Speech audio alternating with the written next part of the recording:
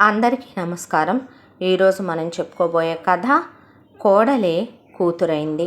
కథలోకి వెళ్ళబోయే ముందు మీరు కనుక మన ఛానల్ని ఫస్ట్ టైం చూస్తున్నట్లయితే తప్పకుండా మన ఛానల్ని లైక్ చేయండి, షేర్ చేయండి, సబ్స్క్రైబ్ చేయండి, బెల్ ఐకాన్ క్లిక్ చేసి ఆల్ అనే బటన్ని ప్రెస్ చేయడం మర్చిపోకండి. కథని ఎక్కడ స్కిప్ చేయకుండా వినండి. మరి కథలోకి వెళ్ళిపోదామా? కైలాసపతి 5 ఎకరాల పొలం, ఒక ఇల్లు. అది మండువాలోగిలి ఇల్లు. ఎప్పుడో పెద్దలు కట్టించిన ఇల్లు. చాలా అందంగా ఉంటుంది. ఇక ఆ ఇల్లు, 5 ఎకరాల పొలం తప్ప ఆయనకి నా అనేవాళ్ళు ఎవరూ లేరు. కైలాసపతి అలా ఆయన 10th క్లాస్లో ఉన్నప్పుడే తల్లిదండ్రులు కాలం చేశారు. అక్క చెల్లెళ్ళు, అన్నదమ్ములు ఎవరూ లేని ఆయనకి ఆ తర్వాత ఊళ్ళో వాళ్ళే చుట్టాలు, బంధువులు అయ్యి వ్యవసాయం చేసుకుంటాను అంటే సాయం చేసి వ్యవసాయాన్ని నేర్పించారు. కింద మీద పడి కైలాసపతి వ్యవసాయం నేర్చుకున్నాడు. ఆ తర్వాత 21వ సంవత్సరానికి ఇక ఆయనకి వివాహం చేయాలని, వివాహం చేస్తే మంచిది కదా అని దూరపు బంధువుల్లో ఒక ఆయన పెళ్లి చేసుకున్న ఆయన, నీకు ఇల్లుంది, పొలం ఉంది, ఇల్లాలుంటే కాస్త నీ జీవితం అనేది కూడా ఒక కుటుంబంగా రూపుదిద్దుకుంటుంది. నువ్వు కూడా పాడే బిడ్డలతో సుఖంగా ఉంటావు. ఏనాడు ఏ పాపం వెంటాడిందో నీ తల్లిదండ్రులు అలా నిన్ను వేడి వెళ్ళిపోయారయ్యా అని చెప్తే సరేనని పెళ్లి చేసుకుంటానన్నాడు. నాడు పోసిన దేవుడే నీరు పోయకపోతాడా అని కరెక్ట్గా అదే టైంకి ఆయనే, నాకు తెలిసిన అమ్మాయి ఉంది, చేసుకో, అమ్మాయి చాలా మంచిది, చాలా చలాకీగా ఉంటుంది, హుషారుగా ఉంటుంది, బ్రహ్మాండంగా వంట చేస్తుంది, అమ్మాయి 10th క్లాస్ వరకు చదువుకుంది, అమ్మాయి పేరు మహేశ్వరి, చూడటానికి బాగుంటుంది, మీ ఈడు జోడు కూడా బాగుంటారయ్యా, కాకపోతే వాళ్ళు కట్న కానుకలు ఇవ్వలేరు, పెళ్లి ఖర్చుల వరకు పెట్టుకొని పిల్లకి కాస్త బంగారం పెట్టి పెళ్లి చేసి పంపిస్తారు, సరేనా మరి అని అడిగాడు ఆయన. అయితే సరేనన్నాడు కైలాసపతి. వెళ్ళి మహేశ్వరిని చూసి మాట్లాడిన తర్వాత ఆవిడ నిజంగానే మనిషే, చక్కగా ఉండటమే కాదు చాలా చలాకీ అయిన మనిషే. కల్లా కపటం లేదు మహేశ్వరికి. ఏది ఉన్నా మొహం మీదే మాట్లాడే తత్వం. మనిషికి లోపాయికాడే వ్యవహారాలు నచ్చవని ఆవిడ ముందే చెప్పేసింది ఆయనకి. ఇక దాంతో అత్తారు వాళ్ళు ఆవిడకి ఒక 25 కాసులు బంగారం పెట్టి, మేమేమి ఇక డబ్బులు, కట్నాలు, కానుకలు అప్పు చెప్పలేమయ్యా అని చెప్పి పెళ్ళి ఉన్నంతలోనే కాస్త బాగానే చేసి పిల్లకి గుడ్డాగోస అవి కొనిపెట్టి ఇక కైలాసపతితో కాపురానికి పంపించారు. ఆ తరువాత ఇంటికొచ్చి మహేశ్వరి ఆ కైలాసపతిలో సగమయ్యిందే. ఆయన కష్టసుఖాల్లో తను పాలు పంచుకుందే. కైలాసపతి పొలానికి వెళితే మహేశ్వరి ఇంట్లో ఇల్లు చూసుకుంటూ, దానికి తోడు 2 పాడి గేదెలను పెట్టుకొని మనిషి ఖాళీగా ఎందుకు ఉండాలని మహిళా మండలిలో మిషన్ నేర్పుతున్నారని వెళ్ళి బ్రహ్మాండంగా మిషన్ కుట్టడం నేర్చుకుంది మహేశ్వరి. ఆ తర్వాత వీళ్ళ కాపురానికి గుర్తుగా వీళ్ళకి మొదట ఒక కొడుకు కలిగాడు. రాము అని పేరు పెట్టుకున్నారు. కొడుకు పుట్టిన తర్వాత 4 సంవత్సరాలకి పెద్దమ్మాయి కావ్య, తర్వాత వద్దు అని ఆపరేషన్ చేసుకొని వచ్చింది. ఇక చాలని మహేశ్వరి. ఆపరేషన్ ఫెయిల్ అయి సుష్మ పుట్టింది. సుష్మ పుట్టిన తర్వాత వెంటనే ఆపరేషన్ చేయకూడదని డాక్టర్లు వీక్గా ఉందని మహేశ్వరిని చెప్పడంతో ఈలోపే సడిత పుట్టడం జరిగిపోయింది. అలా 4 బిడ్డలకి తల్లి అయింది మహేశ్వరి. ఇక కైలాసపతి కష్టమో నిష్ఠూరమో, పిల్లల్ని ఉన్నంతలో బాగా చదివించుకోవాలి, పిల్లల్ని ప్రయోజకులను చేయాలి, ముందు ముఖ్యంగా కొడుకును ఒకలా, కూతుళ్ళను ఒకలా కాకుండా మగపిల్లాడు కాబట్టి వాడికి అక్షర జ్ఞానం ఉండేలా చెయ్యాలి. కష్టపడి 5 ఎకరాల పొలాన్ని ఎలా లేదన్నా ఒక 50 ఎకరాల పొలం చేయాలి. ఈ ఇంట్లో నా ఎన్నో జ్ఞాపకాలు ఉన్నాయి. ఈ ఇంటిని ఇక ఇంకాస్త డెవలప్ చేయాలి. పిల్లాడి కోసం ఏదన్నా పోగు చేయాలి. ఆడపిల్లలకు మంచి సంబంధాలు చూసి డిగ్రీల వరకు చెప్పించి పెళ్ళిళ్ళు చేయాలి అన్నాడు ఆయన. ఆవిడ నవ్వుతూ ఉండేదే. ఆయనకి కష్టానికి కనీసం వేడినీళ్ళకు చన్నీళ్ళు తోడన్నట్టు సహకారం ఉంటుందని పాపం ఏదో ఒక పనిలో సాయపడుతూనే ఉండేది. 4 పిల్లల్ని పెంచుకుంటూ కూడా ఏ రోజు అత్తింటి వాళ్ళ మీద ఆయన ఆధారపడటం కానీ, పుట్టింటి దగ్గర నుంచి కనీసం పిడికెడు పెసలు లేదంటే దోసెలు బియ్యం కూడా అరువడిగే రకం కాదు మహేశ్వరి కూడా. ఉన్నంతలో ప్రశాంతంగా సంతృప్తిగా సాగిపోతున్న వాళ్ళ జీవితాల్లో పిల్లాడికి అలా 10 సంవత్సరాల వయసు వచ్చిందనేసరికి ఒక రోజున కైలాసపతి పాము కరిచి చనిపోయాడు. మహేశ్వరికి శవాన్ని తీసుకొచ్చి ఇంటి ముందు పడుకోబెడితే మాట పలుకు ఊపిరాడలేదు ఒక్క క్షణం పాటు. ఆ తర్వాత ఆవిడ తల్లిదండ్రులు వచ్చారు. ఆవిడ తల్లిదండ్రులు వచ్చే కైలాసపతికి ఎవరూ లేరు కాబట్టి ఆ పుట్టిన పిల్లలు వాడైపోయాక నీకేమవుతారు, కాబట్టి ఇక వాడికున్న ఆ పొలం నీకే వస్తుంది, కాబట్టి ఈ కొంప నీకే వస్తుంది, కాబట్టి మేము పెట్టిన బంగారం అలాగే ఉంది, కాబట్టి అది కాకుండా కైలాసపతి ఇక భార్య మీద ప్రేమతో ఆవిడకు 15 కాసులు బంగారం చేయించాడు ఆయన. కైలాసపతి తల్లి పోతూ పోతూ ఇచ్చింది 10 కాసులు ఉంది. అది ఇది కలిపి ఒక 50 కాసులు బంగారం ఉంది, కాబట్టి ఆ పిల్లాన్ని శుభ్రంగా ఎవరో ఒకళ్ళు పిల్లలు లేని వాళ్ళకి ఇస్తే కనుక వాళ్ళు చదివించుకుంటారు. ఇక ఈ 3 ఆడవాటిని ఉన్నాయి అనుకో, ఎక్కడో ఓ చోట ఎవరో ఒకళ్ళకి పడేయటము, ఏ అనాథాశ్రమంలోనూ వేసి నువ్వు ఇంకో పెళ్లి చేసుకోమ్మాయి, నీకేమంత వయసు అయిపోయింది అన్నారు. ఇంకొకసారి ఇలాంటి మాటలు కనుక చెప్పేటట్టయితే నా ఇంటికి నా ఇంటి దరిదాపులకు వస్తే కన్నవాళ్ళని కానీ తోడబుట్టిన వాళ్ళని కూడా చూసుకొని చెప్పు తీసుకొని కొడతాను అని చెప్పింది మహేశ్వరి. మేమేం తప్పు మాట్లాడామే, తప్పున్నారా? ఆయనకి తల్లి తండ్రి లేరు, నేనే సర్వస్వం అనుకొని నమ్మి నన్ను పెళ్లి చేసుకున్నాడు. ఏ రోజైనా మీరు కట్న కానుకలు ఇవ్వలేదని తెప్పాడా?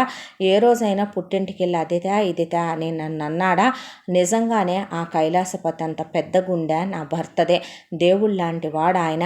అలాంటి మనిషికి నేను కాపురం చేసి కన్నాను వీళ్ళ నలుగురిని. ఆయన ఎటు పోయాడు కదా, దేవుడు ఆయన్ని తీసుకెళ్ళాడు, నా బొట్టు చెరిపేసి నా జీవితం అంధకారంలో ముంచాడని నేను ఏడుస్తుంటే బాధలో ఉన్న కూతురికి 4 ఓదార్పు మాటలు చెప్పి కడుపులో పెట్టుకొని కాపు కాయాల్సిన అమ్మా నాన్నలు అన్నదమ్ములు అక్క చెల్లెళ్ళేనంటే మీరు అసలు వచ్చి కూర్చొని నా పిల్లాడిని మెకానిక్ షెడ్లకిను నా పిల్లల్ని పని మనుషులు అనాథాశ్రమాలకు పంపించమనే చెప్తారు. కష్టమో నిష్ఠూరమో నా పిల్లల్ని నేను బ్రతికించుకుంటాను అన్నాక, అలా అయితే నీ పుట్టింటితో ఈ రోజుతోనే సంబంధాలు తెగిపోయినాయి అనుకో, నువ్వు పోతే మాకు కబురు పెట్టద్దు, మేము పోతే నీకు కబురు పెట్టాం, మేము అక్కర్లేదన్నప్పుడు మా మాట లక్ష్య పెట్టినప్పుడు ఇంకా మాతో నీకేం పని అని చెప్పి వాళ్ళు ఎటు కొడుకుల్ని ఎక్కువగా కూతుళ్ళని తక్కువగా చూసే అమ్మా నాన్నలో. ఆ విషయం మహేశ్వరికి తెలుసు.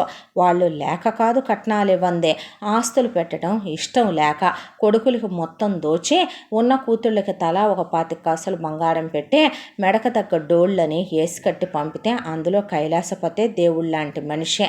దాంతో ఆవిడ మరీ మంచిది అని ఈ రోజుతో నా బిడ్డలు తప్ప నాకు ఎవరూ లేరనే నిశ్చయానికి వచ్చేసింది ఆవిడ కూడా. ఆ తర్వాత ఇక్కడ ఉండాలనిపించలేదు. ఆయన జ్ఞాపకాలతో మనసంతా అల్లకల్లోలం అయిపోయింది.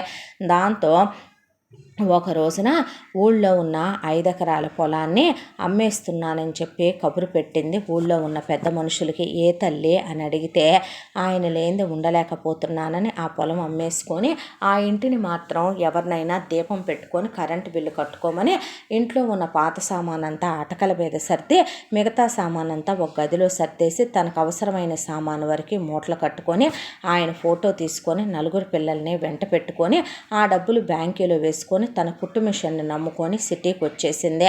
ఆ తర్వాత మిషన్ కుట్టబడను అని చిన్న బోర్డు తగిలించుకొని ఇక దాంతో కష్టపడటం మొదలుపెట్టింది. ఎంతో కొంత బ్యాంకులో వేసిన డబ్బుల మీద వడ్డీ వస్తుంది. దానికి తోడు తను మిషన్ కుట్టుకొని బతుకుతుంది. భర్త లేడు అని చెప్పేసరికి చాలామంది నీచులు చిన్న చిన్న పిల్లలు కాబట్టి ఇల్లు గల్ల ఓనర్ గాడి దగ్గర నుంచి ప్రతి ఒక్కళ్ళు ఆమె మీద చెయ్యాలనే, చూడటానికి బాగుంటుంది కాబట్టి ఆమెతో అక్రమ సంబంధాలు పెట్టుకోవాలనే, మొగుడు లేకుండా ఎలా ఉంటావు, కోరికలు చేయట్లేదా, మీ ఆయన గుర్తు రావటం లేదా, ఈ సీజన్లో వచ్చిన మొదటి మల్లెపూలు ఇవే, ఉప్పు కారం తింటున్నావుగా, మసాలాలు తింటున్నావుగా, కోరికలు కలగటం లేదా, కోరికల్ని అనగదొక్కేసే కొద్దీ పాముల్లో బుసలు కొడుతూ లేస్తాయి.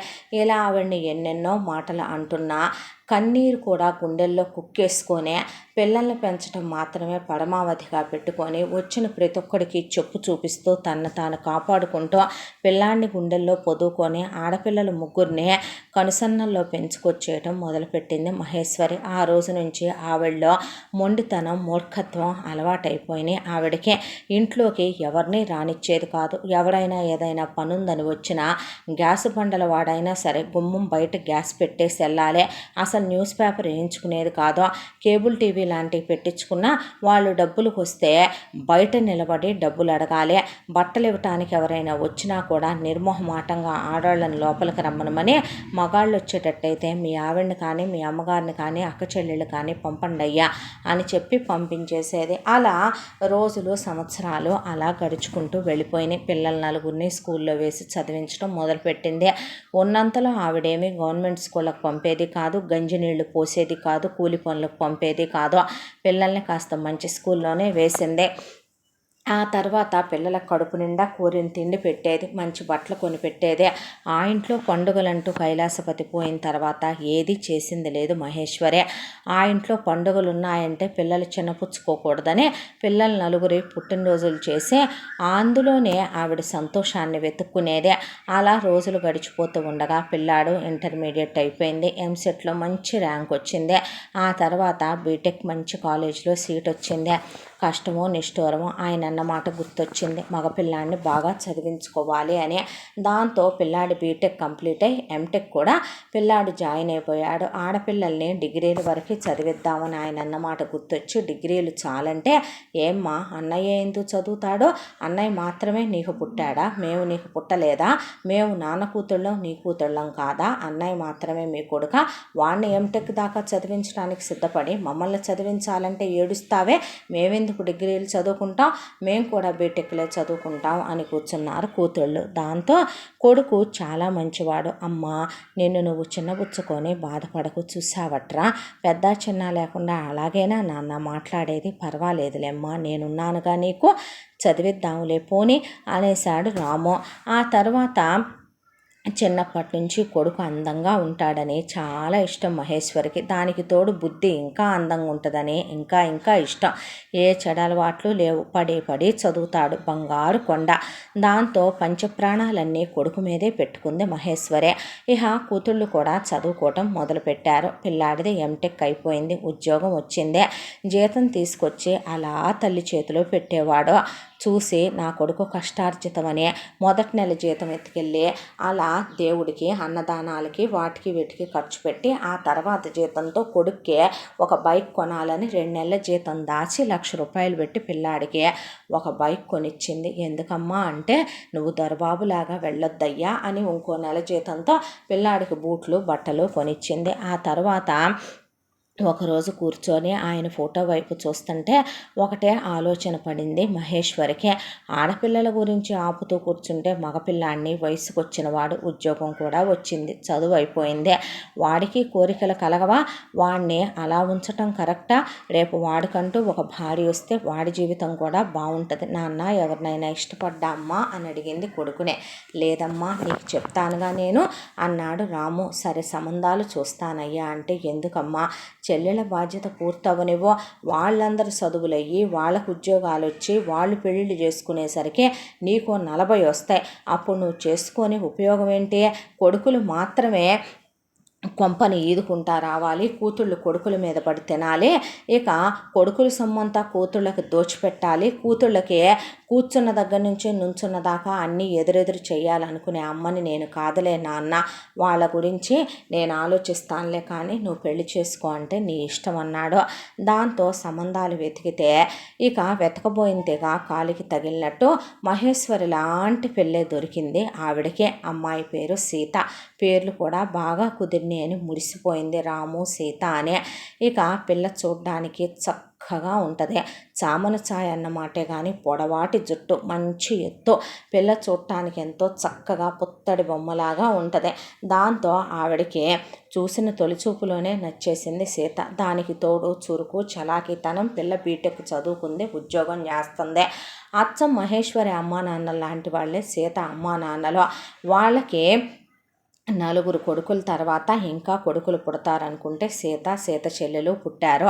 ఉన్న ఆస్తి మొత్తం కొడుకులకి దోసిపెట్టేయాలని ఫిక్స్ అయిపోయి సీతకి వాళ్ళ చెల్లెలకి చెరొక 15 కాసులు బంగారం పెడతాం, అంతకన్నా మేమేం పెట్టలేమని సీతను అప్పటికే సంవత్సరం నుంచి ఉద్యోగం చేస్తూ దాచిన డబ్బులతో పెళ్లి చేస్తామని చెప్పారు. అసలు నేను ఆ కట్న కానుకలు కూడా ఆశించలేదని మహేశ్వర్ అంటే ఇక వచ్చిన వాళ్ళు సరేలేండి మీరు అన్నదేదో పెట్టండి అనేశారు వచ్చిన వాళ్ళు. దాంతో మా వైపు నుంచి అంతసేటన వచ్చే చుట్టాలు ఎవరు లేరులేండి, నేను నా కొడుకు నా 3 కూతుళ్ళో నోటి మంచితనాన్ని పిలుచుకునే ఒక 50 మందే, అంతకు మించి ఏ బంధాలు ఏ బంధుత్వాలు పోయిన ఆయనకి లేవు, ఉన్న నాకు లేవు అనేసింది మహేశ్వరే. ఆ తర్వాత రాముకి సీతకి పెళ్ళైన తర్వాత శోభనం చేద్దాము అంటే వీళ్ళకి ముహూర్తం కలిసి రాలేదు. దాంతో 15 రోజుల తర్వాత శోభనం ముహూర్తం కలిసి వచ్చింది. అయితే పెళ్లి చూపుల్లో రాముతో మాట్లాడటమే సీత. ఆ తర్వాత భార్యాభర్తలు మాట్లాడుకోకూడదు అన్నారు.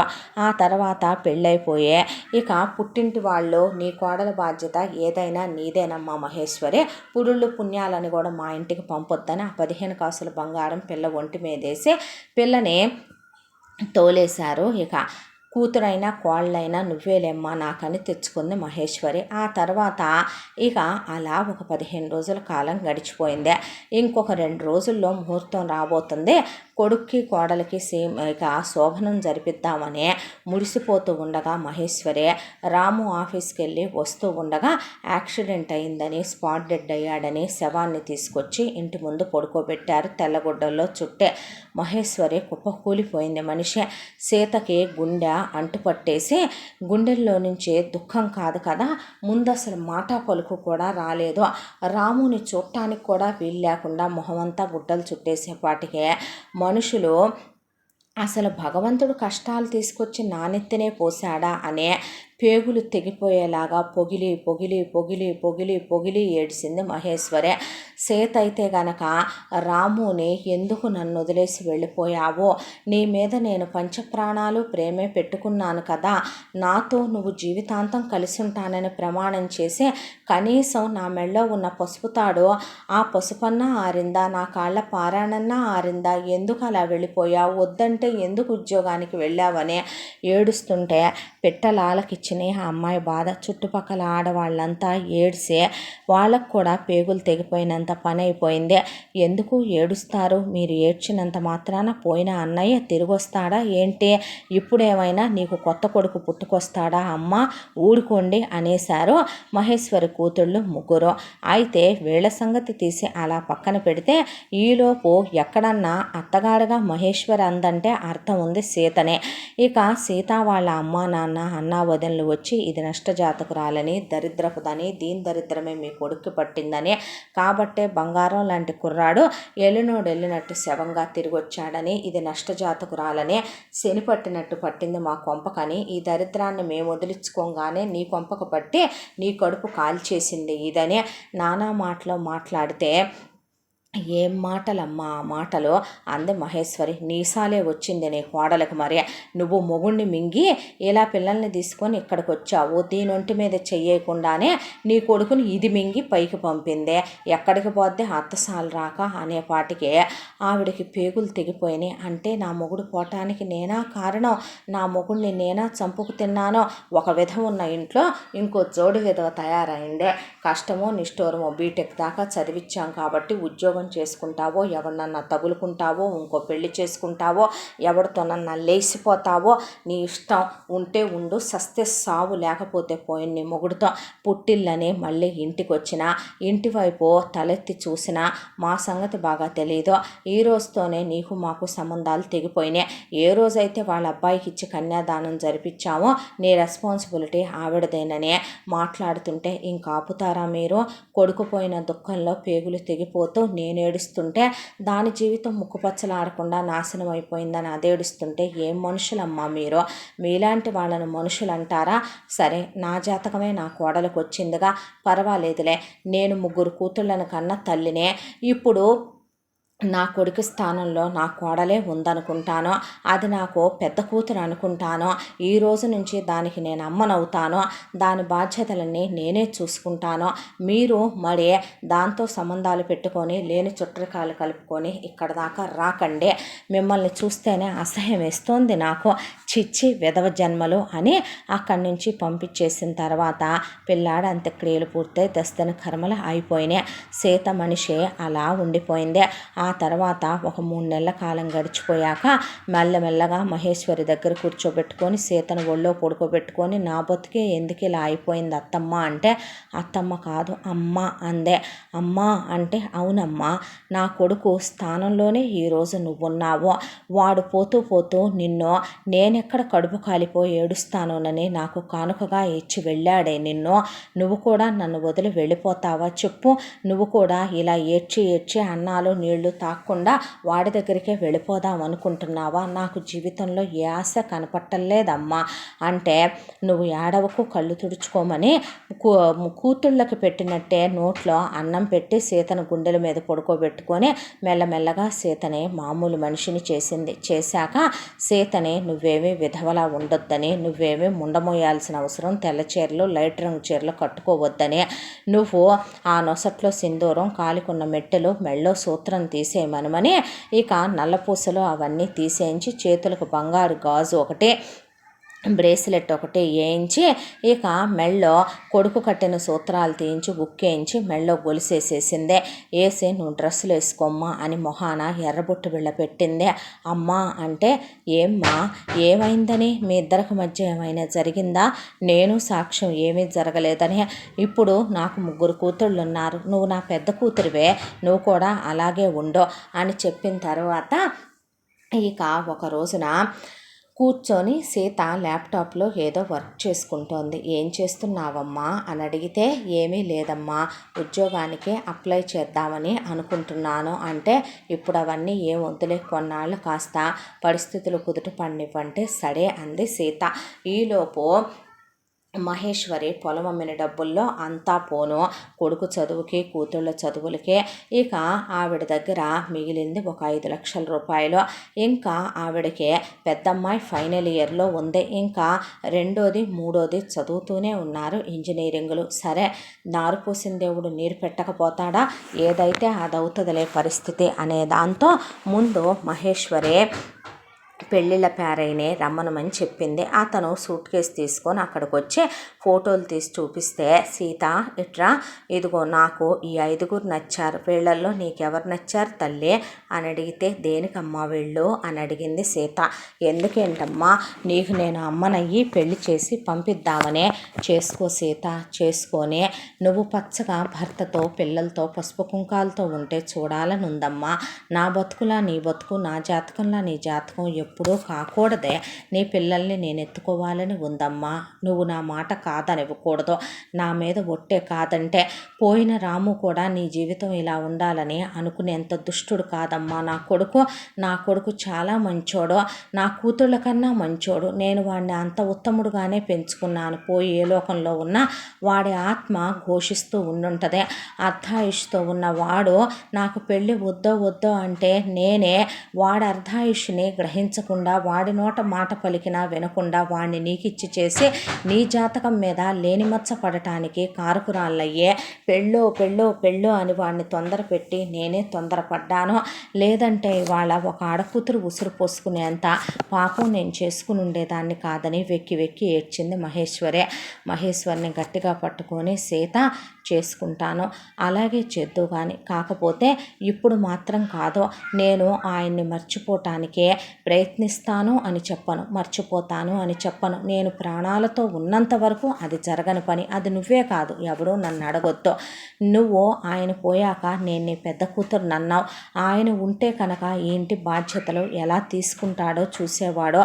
ఇహ నుంచి నేను ఆ బాధ్యతలు తీసుకుంటాను. నీకేం పనమ్మా, నీకేం అవసరం, మరి ఎవరికి అవసరం, ఏం చేస్తావు ఇప్పుడు నువ్వు? ఇంకా మిషన్లు కుడతావా? నీ ఒంట్లో ఓపిక ఉందా? నీ గుండెల్లో అంత సత్తా ఉందా? ఇంకా నీకు చదువుకో చూసుకోవాల్సిన 2 కూతుళ్ళు ఉన్నారు. ఈ ఇంటి బాధ్యత ఎవరు చూసుకుంటారో, ఎవరింటిని పోషిస్తారో, అలాగే వీళ్ళ పెళ్ళిళ్ళు ఎవరు చేస్తారో, అంటే నువ్వు తీసుకుంటావా ఈ బాధ్యత? అమ్మ పెట్టదో అడుక్కు తిననివ్వదు అని నువ్వు కాటికి కాళ్ళు జరుపుకొని కూర్చొని నీ కొడుకు కైలాసానికి వెళ్ళి, నీ మొగుడు పైలోకాలకి వెళ్ళి మరి మా గురించి ఏంటి సంగతి అన్నారు కూతుళ్ళు. అనేసరికి మహేశ్వర అలా నిలువు గుడ్లేసుకొని చూస్తే, అరవకండి, అమ్మతో అలాగైనా మాట్లాడేది అని నేనున్నానుగా, నేను చూసుకుంటాను, మీరేమనుకోవద్దు పేరయ్య గారు, వెళ్ళండి అని అతనికి డబ్బులు ఇచ్చి పంపించేసిన తర్వాత, అది కాదమ్మా అంటే, నువ్వు ఇంకేం మాట్లాడొద్దు అంటున్నాను నేను, దయచేసి మాట్లాడకమ్మా అని చెప్పింది సీత.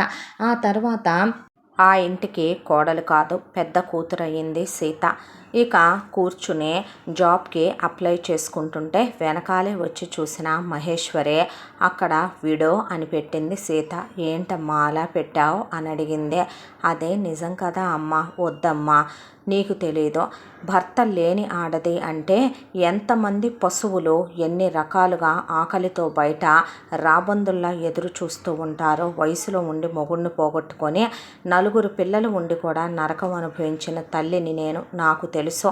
పెళ్ళి కాని ఆడపిల్ల కన్నా కాస్త ప్రశాంతత, కాస్త దానికైనా సరే స్వేచ్ఛ అనేవి ఉంటాయి. భర్తను పోగొట్టుకున్న ఆడదానికి అవి ఎటు ఉండవు. కాబట్టి నువ్వు అన్మ్యారీడ్ అనే పెట్టమ్మా అంది మహేశ్వరి ఆ కాలంలో.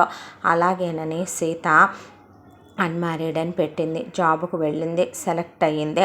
నెలకు 50,000 రూపాయల జీతంతో ఉద్యోగం వచ్చిందని చెప్పింది. దాంతో అంతకుముందు రాము బైక్ ఉంటే ఆ బైక్ని నేను అమ్మేసి నీకు స్కూటీ కొనిస్తాను అంది మహేశ్వరి. వద్దని చెప్పి ఆ బండిని చాలా జాగ్రత్తగా అలాగే నీట్గా సర్వీసింగ్ చేయించి దాని మీద అలా మొగుడు పెళ్ళాం ఒక్కరోజు కూడా కలిసి వెళ్ళింది లేదు. రాము తనతో అన్న జ్ఞాపకం, మన ఫస్ట్ నైట్ అయిపోయి హనీమూన్కి వెళ్ళొచ్చిన తర్వాత రోజు నువ్వు నేను దీని మీద కలిసి వెళదామని అలా క్లాత్ కప్పేసి పక్కన దాచుకునేది ఆ బండినే. వారం వారం ఆ బైక్ క్లీన్ చేసుకుంటుంటే చూసి మహేశ్వరికి చాలా బాధ అనిపించేది. దాంతో ఆవిడ దగ్గర కాసిన డబ్బులుంటే అవి పెట్టి సీతకు స్కూటీ కొనిచ్చింది. వద్దులేమ్మా, నువ్వు మెట్రో ట్రైన్లలో బస్సుల్లో వెళ్ళకు, గాలి వెధవలు ఎక్కువగా ఉంటారు అని చెప్తే సరేనమ్మా అందే. జీతం తీసుకొచ్చి మహేశ్వరి చేతిలో పెడితే అందులో నుంచి మహేశ్వరి నీ ఖర్చులు పుంచుకో, నువ్వు ముందో నీ అకౌంట్లోనే నీ దగ్గరే ఉండనివ్వమ్మా అంటే, వద్దమ్మా నీ దగ్గరే ఉండనివ్వు అని ఇక ఒక్క 5,000 మాత్రం తను తీసుకొని 45,000 మహేశ్వరి చేతిలో పెట్టేదే. అది కాకుండా ఆలోచించడం మొదలుపెట్టింది సీత. ఇప్పుడు మొదటి ఆడపడుచుకే ఆఖరి సంవత్సరం ఫీజు కట్టాలి. ఇంకా 2 ఆడపడుచుల ఫీజుల భారం ఉంది. వేసింది మంచి కాలేజీల్లో. ఇలాగే కూర్చుంటే ఎలా? ఇంతకాలం అంటే రాము ఉన్నాడనే ధైర్యం ఒకవైపున, ఉద్యోగం వచ్చిందనే భరోసా ఒకవైపున రాముకే, మరొకటి అత్తయ్య మిషన్ కుడుతూనో లేదా ఎలాగోలా నెట్టుకొచ్చారు. ఇప్పుడు తన జీతం ఎంతని సరిపోద్ది? ఇంట్లోకి సరిపోయినా మిగతా వాటి గురించి ఏంటి అని ఆలోచించి ఒక నిర్ణయం తీసుకుంది సీత. ముందు అత్తగారిని రమ్మనమని చెప్పి వెంట పెట్టుకొని తీసుకెళ్ళి అత్తగారి బంగారం తన బంగారం ఉంటే వాటిని ముందు లాకర్లో పెట్టించేసిన తర్వాత, అంతకుముందు మన సేవింగ్స్లో ఎంతున్నాయమ్మా అని అడిగింది మహేశ్వరిని. అడిగితే ఆ మాటకే 5 లక్షలు ఉండాలమ్మా రాము పోయినప్పుడు, అందులో నీకు 1 లక్ష రూపాయలు తీసి బండి కొన్నాను, 4 ఆపాటే ఉన్నాయమ్మా అందే మహేశ్వరి.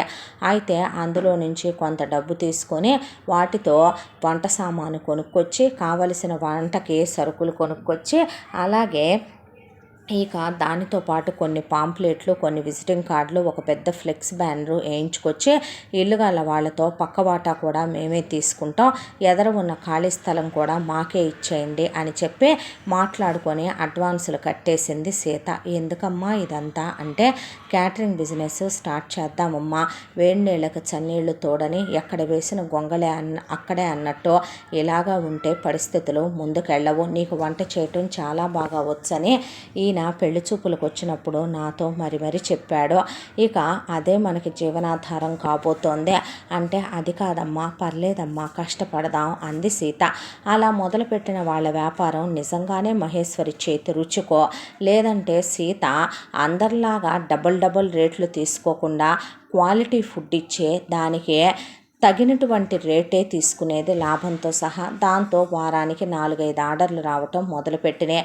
దీనికి తోడు ఖాళీగా ఎందుకు ఉండాలి, ఆడపడుచులు 3 ఖాళీగానే ఉంటున్నారు కదా అని ట్యూషన్ పాయింట్ పెట్టుకోవచ్చు కదరా, పైన టెర్రస్ అంతా ఖాళీయేగా అని సీత అంటే, అదేదో నువ్వు చేయి వదిన చెప్పే బదులు అనేసి ఎవరికి వాళ్ళు ఫోన్లు తీసుకొని స్మార్ట్ ఫోన్లు గదుల్లోకి వెళ్ళిపోయారు.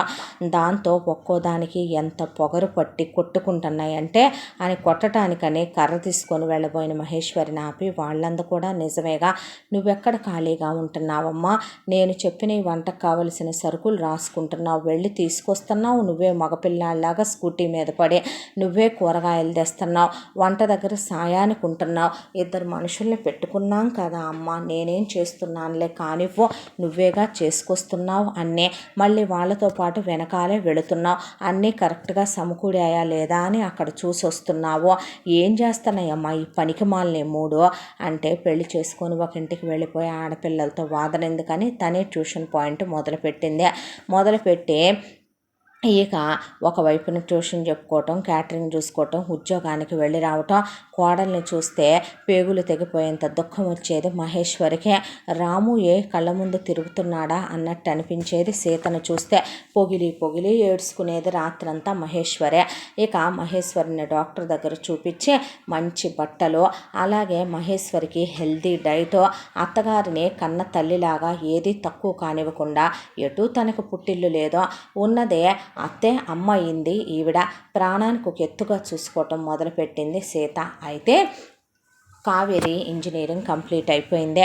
అప్పటికి వీళ్ళు క్యాటరింగ్ బిజినెస్ స్టార్ట్ చేసి కూడా 1 సంవత్సరం అయింది. 4 డబ్బులు ట్యూషన్ మీద, క్యాటరింగ్ బిజినెస్ మీద సేవింగ్స్లో ఉన్నాయి. అయితే ఎప్పుడైతే కావేరి ఇంజనీరింగ్ అయిపోయిందో మహేశ్వరి, అమ్మాయి నువ్వు ఒక 2-3 ఏళ్ళు ఉద్యోగం చేసిన తర్వాత నీ జీతం నాకు తీసుకొచ్చి ఇవ్వు, దాచిపెట్టి అయిపెట్టే నీకు పెళ్లి చేసి పంపిస్తాను అత్తారింటికి, ఎలా లేదన్నా నువ్వు ఒక 3 ఏళ్ళు ఉద్యోగం చేసావంటే నువ్వు నాకు నెలకు ఒక 50,000 తెచ్చి ఇచ్చినా కూడా ఒక 15 అవుతాయి, 5 లక్షల బంగారం, 5 లక్షల పెళ్లి ఖర్చులు, 5 లక్షల క్యాష్ వాళ్ళ చేతికిచ్చి పెళ్లి చేసి పంపించేస్తాను అని చెప్పింది మహేశ్వరే. నేనే ఉద్యోగం చేయనమ్మా, నేను ఒక అబ్బాయిని ప్రేమించాను అంది కావ్య. ప్రేమిస్తే ఆగమను అంది మహేశ్వరే. ఎలా ఆగుతాడమ్మా, నేను ప్రేమించింది నా క్లాస్మేట్ని కాదు, నేను ప్రేమించింది నా సీనియర్నే, అతని ఎంటెక్ కూడా కంప్లీట్ అయ్యి ఆల్రెడీ అతను జాబ్లో ఉన్నాడు, వాళ్ళ ఇంట్లో వాళ్ళు ఊరుకుంటారా ఏంటి అంటే, ఏం చేయమంటావే, ఏం చేయటం ఏంటి, వాళ్ళది కాస్త సెటిల్డ్ ఫ్యామిలీయే, ఉమ్మడి కుటుంబం అయినా నేను తన్ని చేసుకోవటానికి ఇష్టపడ్డాను, వాళ్ళు 3 అన్నదమ్ములు ఒకే ఇంట్లో ఉంటారు, వాళ్ళ అమ్మా నాన్నలతో కలిసే, వాళ్ళకి కాస్త గొడవ ఉంది, ఇప్పుడు నేను ఉద్యోగాలు చేసి ఊళ్ళేలి ఆ జీతం తెచ్చి నీకు ఇచ్చి నువ్వు పిచ్చు గింజలు పోగు చేసినట్టు ముష్టి బతుకు ఇన్నేళ్ళు బతికింది చాలదని నువ్వు వాటన్నిటిని పోగు చేసి ఆ ముష్టిచ్చి నాకు ఇంకొక అడుక్కునేవాడినేగా తీసుకొచ్చి చేయగలుగుతావు, అంతకన్నా కోటీశ్వరుణ్ణి ఏమైనా చేస్తావా, అయినా ఒకవేళ తర్వాత నేను సుఖంగా లేనంటే నా జీవితానికి ఏమన్నా నువ్వు హామీ పత్రాలు ఇస్తావా, అయినా అన్నాళ్ల పాటు నేనెందుకు ఆగాలి, నా జీవితంలో వాటన్నిటిని నేనెందుకు చంపేసుకోవాలి, పోయిన నీ కొడుకు ఎటు తిరిగి రాడు, ఉన్న మా బతుకులు కూడా బుగ్గిపాలు చేద్దాం అనుకుంటున్నావా, కోడల్ని తెచ్చి పెట్టుకున్నావుగా కొడుక్కి బదులు, ఇంకా చాలట్లేదా ఏంటి, మేము కూడా ఉండాలా ఏంటి నీకు ఇంట్లో అని నోటికొచ్చినట్టు మాట్లాడింది కావ్య. దాంతో చేసేస్తే పొద్దుగా అత్తయ్య, ఎందుకు ఇప్పుడు గొడవ, సరే అలాగే నువ్వన్న ప్రకారమే చేసుకుందు గాని, అతన్ని వాళ్ళమ్మ నాన్నని తీసుకొని రమ్మనమని చెప్పు అంది సీత. వదినన్నావు అలా ఉంది మాట అని, సరే రమ్మనమని చెప్తే వాళ్ళు వచ్చారు. వచ్చి రావటంతోనే కావ్య కాబోయే అత్తగారు కూర్చొని వీళ్ళని తేరిపార చూసి, ఏం కట్నం ఇస్తారు మీరు, ఏముందని మీ దగ్గర, కొడుకు పోయిన తర్వాత భలే దొరికిందిలే గోడలు నీకు, డబుల్ బొనాన్జాలాగా కోడల మీద ఆధారపడి బతుకుతున్నావంటగా, కోడలు ట్యూషన్లు చెప్పి, కోడలు క్యాటరింగ్లు పెట్టి, కోడలు ఉద్యోగాలు చేసి కోడల్ని పెట్టి బతికించుకొస్తున్నావు అన్నమాట సంసారాన్ని. అవునులే, కొడుకు ఎటు పోయాడు, పోయినోడు రాడు, వెనకాల 3 ఉన్నారుగా, ఎవడో ఒకడు ఉండాలిగా మీలాంటి వాళ్ళ కొంపలను ఉద్ధరించటానికి, వాళ్ళమ్మ నాన్నకు ఆ తెలివితేటలు లేక మీ యదాన పడేసి మీకు అప్పచెప్పిపోయారు గామాల యదవ సంత అనేసరికి మాటలు ఎందుకండి, ముందు పెళ్లి విషయం మాట్లాడుకుంటే బాగుంటుంది కదా అనేసరికి మీ అత్తసాలు నీకొచ్చి మీ అత్తకు కూడా అంతేనంట కదమ్మా, వయసులో ఉండగానే మొగుడిని మింగిందంటగా, అలా పెళ్ళయిందో లేదో కోడల పసుపు కుంకాలు మింగింది, చివరికి నిన్ను ఎలా ఎదవం చేసి కూర్చోబెట్టింది మీ అత్త అనేపాటికి మహేశ్వరి కళ్ళల్లో నీళ్లు తిరిగిపోయినాయి. కొంచెం పద్ధతిగా పెద్దవాళ్ళు మర్యాదగా మాట్లాడండి. మీరొచ్చింది మా కుటుంబ విషయాలు చర్చించడానికి కాదు కదా, మీ అబ్బాయి విషయం, మీ కాబోయే కోడల విషయం మాట్లాడుకోవాల్సినప్పుడు మీరెందుకండి మా గురించి మీకు అనేసేపాటికి సరిలే, తినటానికి మెతుకులేదు కానీ మాటలకేం తక్కువ లేదు అని, సరే ప్రేమించాను అంటున్నాడు కాబట్టి ఈ పనికి మాల ఎదవా, ఈ పనికి మాల సన్నాసి, తప్పేదేముంది ఈ ముదృష్టపు ఎదవా ప్రేమించానన్నాడు కాబట్టి ఇప్పుడు మీరెటు కట్న కానుకలు ఇవ్వలేని బొక్కా పకీరు మందని తేలిపోయింది కాబట్టి పెళ్ళి చాలా గ్రాండ్గా చెయ్యాలి, పెద్ద కళ్యాణ మండపంలో చెయ్యాలి. పెళ్ళికి చాలా రకాల ఐటమ్స్ ఇస్తర మీద ఇంతవరకు ఎవరూ తినలేదనేంత స్పెషల్ ఐటమ్స్ పెట్టించాలి. దానికి తోడు అమ్మాయికి 25 కాసులు బంగారం పెట్టాలి, అలాగే అబ్బాయికి అమ్మాయికి హనీమూన్ టికెట్లు ఇప్పించండి. దానికి తోడు ఇక కాన్పుకి మొదటి కాన్పు డబ్బులు, సీమంతం డబ్బులు నాకు ముందే అప్పచెప్పాలి. ఇక మా అబ్బాయికి ఇటు సొంతక్క చెల్లెళ్ళు లేకపోయినా కూడా నాకు నా చెల్లెలు కూతుళ్ళు, అక్క కూతుళ్ళు, ఆయనకు అలాగే తమ్ముడు కూతుళ్ళు, అన్న కూతుళ్ళు ఉన్నారు. అందరికీ ఆడపడుచు లాంఛనాలు, అత్తగారు లాంఛనాలు, మా కోడళ్ళు ఉన్నారు ఇంకా 2 తోడు కోడళ్ళని, వాళ్ళకి లాంఛనాలు అవన్నీ చూసుకోవాలి అని చెప్పేపాటికి సరే మీరు చెప్పాల్సింది చెప్పారుగా, మేము ఆలోచించుకొని కబురు చేస్తాం వెళ్ళండి అంది సీత. పెళ్ళి వద్దు, గోంగూర వద్దు, పెళ్ళి కాకపోతే ఇంట్లో పడి ఏడుసుద్దులే కానీ ఎక్కడి నుంచి తెచ్చిద్దామమ్మా సీత ఇవన్నీ అంది మహేశ్వరి. పెళ్లి చేసుకోకుండా ఇంట్లో కూర్చొని ఏం చేయమంట, పెళ్ళయ్యి 2 విధవలు ఉన్నారు, పెళ్ళయ్యి శోభనంగాని నీ కోళ్ళు, పెళ్ళయ్యి నాన్నను పోగొట్టుకొని నువ్వు, నన్ను కూడా మీ ఇద్దరికి తోడు కూర్చొని మధ్యలో వాయించమంటావా అనేసరికి ఒక్కటేయటానికి మీదకి వెళ్ళిన మహేశ్వరిని గట్టిగా పట్టుకొని ఆపేసి సీత, పెళ్లి చేసుకొని వెళ్ళిపోయే పిల్లతో ఎందుకు అత్తయ్య అంటే, చేస్తావే, ఏం పెట్టి చేస్తావే సీత అని అడిగితే, ఏం పెట్టి చేసేదేముంది, వాళ్ళు ఏమని అడిగారో, గ్రాండ్గా పెళ్లి భోజనాలు పెట్టమన్నారు, ఎటు మన క్యాటరింగ్ ఉంది కాబట్టి మన క్యాటరింగ్లోనే మనమే స్పెషల్స్ అన్నీ చేయిద్దాము, సారథి పంపమన్నారు, పిండి వంటలు పచ్చళ్ళు మనమే పంపించేద్దాం చేయించి, ఇక ఫంక్షన్ హాల్ అంటే నేను చూసుకుంటానులే అత్తయ్య, మరి బంగారం మనం సంవత్సర కాలంగా సేవింగ్స్ చేస్తున్నాయి, ట్యూషన్ మీద నా జాబ్ మీద క్యాటరింగ్ మీద ఏమైనా ఏదో ఒకటి కింద మీద పడి మీరెంత పెట్టుకుంటారో పెట్టుకోమని 25 కాసులు అందకదే ముదృష్టపదే, అదేలే అత్తయ్య నేను చూసుకుంటాను, మరి లాంఛనాలు కూడా నేనే సర్దుబాటు చేసుకుంటానులేండి అనేసింది సీత. అంటే అది కాదమ్మా నువ్వేం మాట్లాడొద్దంటే, లాకర్లో ఉన్న బంగారంలో ఒక 25 కాసులు బంగారం తీసి బ్యాంకులో పెట్టి ముందు లోన్ తీసుకొని ఆ తర్వాత బంగారం తాకట్టు పెట్టావా అంది మహేశ్వరి. విడిపించుకొద్దాంలే అత్తమ్మ తర్వాత అంటే, సరేనమ్మా నీ ఇష్టం అంది మహేశ్వరి. అన్న తర్వాత టకటక పెళ్లి ఏర్పాట్లు జరిగిపోతే వెళ్ళి కళ్యాణ మండపంలో అత్తగారిని మాత్రం ఎదురు సీట్లో కూర్చోబెట్టి పక్కన కూర్చుంది సీత. అసలు ఎంత ఖర్చు పెట్టి ఇదే సంబంధం మనం ఎందుకు చేస్తున్నాం సీత, ఎందుకు అది చెప్పినట్టు మనం వింటున్నాం, ఎందుకు ఎవడో ఒకడికిచ్చి గంతకు తగ్గ బొంతకిచ్చి దీన్ని ఎందుకు చేయకూడదంటావు, ఎందుకంటే పెళ్ళికి ముందే అతనితో మనమ్మాయి అదుపు తప్పింది కాబట్టి, మనమ్మాయి అతనితో 500-600 సార్లు కాలు జారింది కాబట్టి. ఏంటి అంది మహేశ్వరి. అవునత్తయ్య చాలా దూరాలే వెళ్ళిపోయింది అనేపాటికి, వామ్మో మరి ఆ విషయం నాకు ముందే చెప్పలేదమ్మా, ఏం చేద్దాం చెప్తే కొడతారు, కొట్టినంత మాత్రాన తను వినేలా ఉందా ఏంటి, వదిలేయండి అత్తయ్య వెళ్ళిపోతుందిగా అనేసరికి కడుపు రగిలిపోయింది ఆవిడకి. అలా పెళ్ళైపోయిన తర్వాత అంటే నేను ఇప్పుడు కన్యలను కాదా కన్యాదానం చేసేది, ఇంకా ఆయన లేడు కదా, ఎందుకు అనవసరంగా కన్యాదానం చేయటం అంటే, నువ్వు వాళ్ళతో మాట్లాడి ఆయన ఫోటో పెట్టి కన్యాదానం చేయిస్తా, పాణిగ్రహణాలు చేయిస్తానంటే ఏమో అనుకున్నాను నేను, ఆల్రెడీ అదుపు తప్పిపోయిన ఆడదాన్న నేను చేస్తోంది వాళ్ళకి దానం అనేసరికి అత్తయ్యా అంది సీత అనేసరికి నా రాతమ్మ నా రాత అనుకుంది మహేశ్వరి. పెళ్లిలోనే వాళ్ళు అడిగిన ఈ మొత్తం కాన్పు ఖర్చులతో సహా సీత అప్పచెప్పేసింది కావ్య అత్తగారికి. అప్పగింతలు ఇస్తుంటే మళ్ళీ పుట్టింటి వైపు నేను తలెత్తి కూడా చూడను. ఎందుకు పాడు దరిద్రానికి మీ మొహాలు చూసే ఆ దరిద్రపు కొంపకి, ఆ అద్దె కొంపకి, ఆ ముదృష్టపు ఆ క్యాటరింగ్ నూనె జిడ్డుల్లోకి, ఆ దరిద్రాల్లోకి నేనేమి రావాలనుకోవట్లేదని అక్కడి నుంచి మొహం తిప్పుకొని మొగుడిని తీసుకొని వెళ్ళిపోయింది కాపురానికే. ఇక తను హనీమూన్ టికెట్లు అవి ఇచ్చారు కాబట్టి తన లైఫ్ తనదే.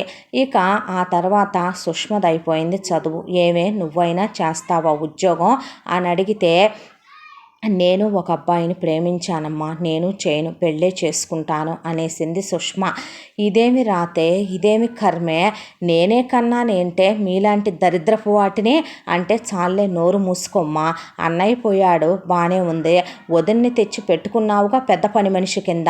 అక్క దాని సుఖం అది చూసుకొని పోయిందే, నన్నేం చేయమంటా కూర్చొని ఆడమ్మంటావా ఏంటి? ఇప్పుడు నేను కానీ సంబంధం వద్దని పెళ్లి చేసుకోనంటే నా మనసుకు నచ్చిన వాడిని ఎవతో ఒకటి గద్ద తన్నుకుపోయినట్టు తన్నుకుపోద్దే. నువ్వు తీసుకొచ్చే కోన్కిస్క గొట్టంగాళ్ళని నేను అస్సలు పెళ్లి చేసుకోను. నా మనసుకు నచ్చిన మగాడితోనే నేను అన్నీ అనుకుంటే నేను అతనితో, అతనికి నేను, నాకు అతను అన్నీ సమర్పించుకొని అన్నీ ఒకళ్ళకొకళ్ళం అనేసుకున్నాం కూడాను అంటే అంది మహేశ్వరి. ఏం లేదు అత్తయ్య వదిలే అన్న తర్వాత నాకు అర్థమైంది అదన్నమాట, ఊడుకోమంటున్నానా అంది సీత. చీ మహానుభావుడు, ప్రమాణం చేసి చెప్తున్నానమ్మా సీత, నా కొడుక్కి బుద్ధి లేదో, పోయిన నా మొగుడికి ఆ బుద్ధి లేదో, నాకు ఆ బుద్ధి లేదో, నీకు ఆ బుద్ధి లేదో, ఎలా పుట్టినయ్యాయి నా కడుపున అనుకుంది మహేశ్వరి. ఆ తర్వాత సుష్మ పెళ్లి చేసుకోబోయే వాళ్ళని రమ్మంటే వాళ్ళు వచ్చి కూర్చొని అత్తారింటి వాళ్ళు అడిగినట్టు లేకుండా వాళ్ళు ఎంత బారు లిస్టు అడిగారో. అదేంటంటే పెళ్లి ఖర్చులు మీరేం పెట్టుకోనక్కర్లేదు, పెళ్లి మీరేం చేయక్కర్లేదు, మేమే చేసుకుంటామంటే పోనీలే పాడు దరిద్రం అనుకుంది మహేశ్వరి. అయితే ఈలోపు అమ్మాయికి 25 కాసులు బంగారం పెట్టాలి, అబ్బాయికి 2 లక్షల రూపాయలు బండి కొనివ్వాలి, దానికి తోడు మా వైపు చుట్టాలు బంధువులు మొత్తం కలిపి చాలామంది ఉంటారు, ప్రతి ఒక్కళ్ళకి పిల్లలు పెద్దలు అని చూడకుండా మీరు బట్టలు పెట్టాలి. ఇక మాకు 2 అమ్మాయిలు ఉన్నారు, ఆడపడుచు కట్నాలు చెరొక 1,00,000 ఇవ్వాలి, అత్తగారు లాంఛనాలు పంపాలి, సాడి దర్జాగా పంపాలి, 2 కాన్పులకి డబ్బులు ఇవ్వాలి, హనీమూన్ టికెట్లు మీరే ఇవ్వాలి, దానికి తోడు ఇక మీ అమ్మాయికి మీరు పెట్టాల్సిన బంగారం విషయంలో లోటుపాట్లు రాకుండా చూసుకోవాలి, పెళ్ళికి అమ్మాయి వేసుకునే బట్టలు కూడా మేమే సెలెక్ట్ చేస్తాం, అబ్బాయి బట్టల ఖర్చు కూడా మీదే అని చెప్పేశారు.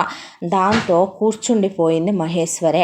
ఇవన్నీ అవ్వటం అంటే అయ్యే పనేనా అమ్మా సీత అనేసరికి పర్లేదులే అత్తయ్య, ఇప్పుడేగా బంగారం విడిపించుకొచ్చామో మళ్ళీ బంగారమేనా అమ్మ పెట్టేది అంది మహేశ్వరి. ఎవరికి తప్పుద్దే అని ఇక మహేశ్వరి బంగారం సీత బంగారం కూడా కలిపి ఈసారి బ్యాంకీలో తాకట్టు పెట్టి డబ్బులు తీసుకొచ్చి దానికి తోడు క్యాటరింగ్ మీద వచ్చినాయి, ట్యూషన్ మీద వచ్చిన సేవింగ్స్ అన్నీ ఖర్చు పెట్టి సుష్మకు కూడా పెళ్లి చేసే అత్తారింటికి సాగనంపిందే. ఆ తర్వాత నువ్వేం చేద్దాం అనుకుంటున్నావే అని మహేశ్వరి సరితని అడిగిందే. నేను ఉద్యోగమే చేసుకుంటానమ్మా, నాకు అప్పుడే పెళ్ళొద్దంటే. ఏంటి నిజమే అంది మహేశ్వరి. నిజమేనమ్మా, నేను అక్క వాళ్ళలాగా నీ మీద భారాలు పెట్టాలనుకోవట్లేదు అంటే పోనీలే వాడొక్కడికే వచ్చింది అనుకున్నా, మీ నాన్న బుద్ధి నా బుద్ధి పర్లేదులేమ్మా, నీకన్నా వచ్చిందే, వేడి నీళ్ళకు సన్నీళ్ళు తోడని వెళ్ళి చేసుకోపోవే అని చెప్పి ఫ్రీ బర్డ్ లాగా వదిలింది సరితను బయటికి మహేశ్వరి. అప్పటికే ఎవరికీ తెలియని విషయం ఏంటంటే సరితకి కాలేజీలో ఇంటర్ ఫస్ట్ ఇయర్ నుంచి బీటెక్ ఫైనల్ ఇయర్ వరకు ఉన్న బాయ్ ఫ్రెండ్తో బ్రేకప్ అయ్యింది. ఆ బ్రేకప్ ఫేజ్లో ఉద్యోగానికి వెళ్ళింది. ఉద్యోగానికి వెళ్ళిన సరితకి ఒకడు దగ్గరయ్యాడు. అలా దగ్గరైనటువంటి వాడితో బిజినెస్ ఆఫీసు ట్రిప్పే అయితే ఆ ట్రిప్ పని మీద వెళ్ళారు. వెళ్తే తప్పే అని అనిపించినా తప్పే ఉంది ఇందులో అనిపించి అతనితో ఆ నెల రోజుల పాటు ఫిజికల్గా ఇంటిమేట్ అయ్యి తిరిగి వచ్చింది సరిత. తిరిగి వచ్చిన తర్వాత ఒకరోజు క్యాటరింగ్కి వంటలు వండుతున్నారు. మహేశ్వరి వాళ్ళు వండుతుంటే పెద్ద పెద్ద వాంతులు చేసుకుంది సరిత. అడ్డమైన గడ్డి తినటం, కక్కోవటం, దరిద్రపు దానా.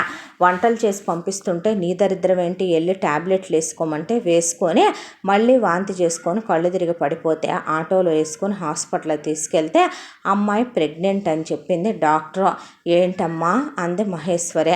అనేసరికి మీ అమ్మాయి గర్భవతి అండి అంటే ఏంటి నిజమా, స్కానింగ్ కూడా చేసి మళ్ళీ చూసి చెప్తానని మళ్ళీ చూసి చెప్పింది డాక్టర్. ఆ తర్వాత ఇంటికి తీసుకొచ్చిన తర్వాత మహేశ్వరి ఆపుతున్నా ఆగకుండా జుట్టు పట్టుకొని లోపలికి లాక్కెళ్ళి సడితని అప్పటికే ఇద్దరు కూతుళ్ళు పెట్టిన నరకం, మొగుడు పోయాడని ఆవిడనన్న మాటలు, ప్రపంచమంతా ఆవిడ్ని చేసిన నానా హేళనలు, అవమానాలు, ఆవిడ పడ్డ బాధలు గుర్తొచ్చి, కొడుకుపోయిన కడుపు కోత గుర్తొచ్చి, కోడలు భారాలు ఎత్తుకోవటం గుర్తొచ్చి, అక్కడే ఉన్న వంట చేసే గరిటెలు తీసుకొని రోకళ్ళ బండలు తీసుకొని ఆ కడుపన్నా పోవాలి నువ్వన్నా సావాలని పడేసి సావ చితక బాధేసింది మహేశ్వరి. క్యారెక్టర్లెస్ ముదరష్టపు దరిద్రపు మొహాల్లారా, నేనేం పాపం చేసుకుంటే నా కడుపును పుట్టారే, వాడు పోయి 15 రోజులు పెళ్ళైన తర్వాత పిల్లను ముట్టుకోకుండా ముక్కుపచ్చలారకుండా దాని కాళ్ళ పారాణి చెరగకుండా పోయాడు. ఎన్నాళ్ళుగా బిడ్డ అలా పడుంటూనే ఉందే. పాపిష్టి మొహాల్లారా, ఏం తక్కువే మీకు, అంతా మగాడు కావలసి వచ్చాడా, అంత కోరికలు దహించేస్తున్నా ఏంటే మిమ్మల్ని అని చితక బాధేస్తుంటే ఇక సడిత మధ్యలో ఒకసారి లేచి మహేశ్వరి ముడి పట్టుకొని తల్లి మీద తిరగబడి మీదెక్కింది కొడదామని. క్యాటరింగ్ ఫుడ్ తిని మహేశ్వరి కూడా దిట్టంగానే ఉంది వంటలు చేసి. దాంతో ఒక్క తన్ను తంతే సడిత కింద పడేపాటికి పీక మీద కాలేసి సడితని చితగొట్టేసి నరికేయటానికని తలుపు తీసి కత్తిపేట తీసుకెళ్తుంటే గట్టిగా వాటేసి పట్టుకుంది సీత. నువ్వు వదిలేయమ్మా, నేను జైలుకి వెళ్ళిపోతానే సీత, నువ్వు ఆ తర్వాత ప్రశాంతంగా మంచి అబ్బాయిని చూసి పెళ్లి చేసుకొని పిల్లలతో వచ్చి నాకు కనపడి ఆశీర్వదిస్తా నిన్ను, ఇది బతకటానికి వీల్లేదు. ఆ పాపిష్టియే నా పరువు తీసిపోయినాయి అనుకుంటే ఇది శాంతం కడుపే తెచ్చుకొని నన్ను ఏం చేద్దాం అనుకుంటున్నారే వీళ్ళు. ఆ మహానుభావుడు ఎన్ని కలల కన్నాడే, ఆ దేవుడికి పుట్టిన పిల్లలేనా వీడు, ఆడు చూస్తేనేమో అర్ధాయుష్తో పోయి వాడు అలా బాధ పెడుతున్నాడు నిన్ను నన్ను, ఈ చూస్తేనేమో ఇలా తయారైనే పతితలు కులతలు వేశ్యలు వీటికన్నా నయ్యం తెలిసే అంద మహేశ్వరి. అత్తయ్యా అనేసరికి చుట్టుపక్కల వాళ్ళు వింటున్నారు. ఎవడికి తెలియని పురాణం అమ్మా ఇది, వినకపోవటానికి పనోళ్ళు మొత్తం కూడా వినేశారు ఆ విషయాలు. దాంతో నువ్వు ఆగు ముందు అని ఆపేపాటికి సడితకప్పటికే మొత్తం బాడీ అంతా ఎక్కడదక్కడ పగిలిపోయినాయి. మహేశ్వరి కొట్టిన కొట్లకి ఆవిడికి బీపీ పెరిగిపోయి కళ్ళు తిరిగి పడిపోయిందే.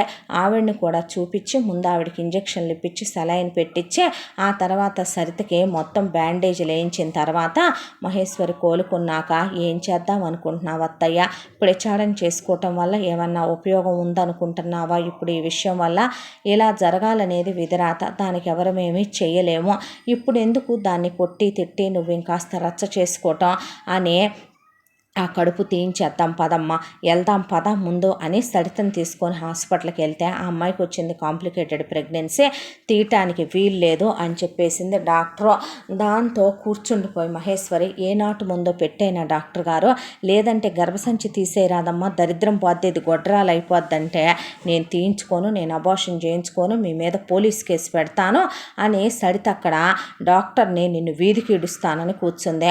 What is this nonsense, తెగిచ్చి పెళ్లికి ముందే అదుపాజ్ఞలు లేకుండా కనీసం బర్త్ కంట్రోల్ కాండోమ్ లాంటివి కూడా యూజ్ చేయాలని తెలియకుండా, అంత ఒళ్ళుపై తెలియకుండా కులికొచ్చావా నువ్వు, పైగా నా మీద కేసు పెట్టడం ఏంటి, మీ అమ్మగారి మొహం చూసి ఊరుకుంటున్నాను మీ వదిన్ని చూసే, లేదంటే కనుక నేను చెప్పే సమాధానమే వేరేగా ఉండేది అంది డాక్టరు. అవును నిజంగా నువ్వెందుకేమీ యూజ్ చేయలేదు అని అడిగింది సీత. తనకిష్టం లేదన్నాడు, వద్దన్నాడు, తనకు అన్కంఫర్టబుల్గా ఉంటుందన్నాడు అనేసరికి మహేశ్వరి కుర్చీలో కూర్చున్న సరితను మళ్ళీ జుట్టు పట్టుకొని పడేసి హాస్పిటల్లో బాధి పారేసిందే.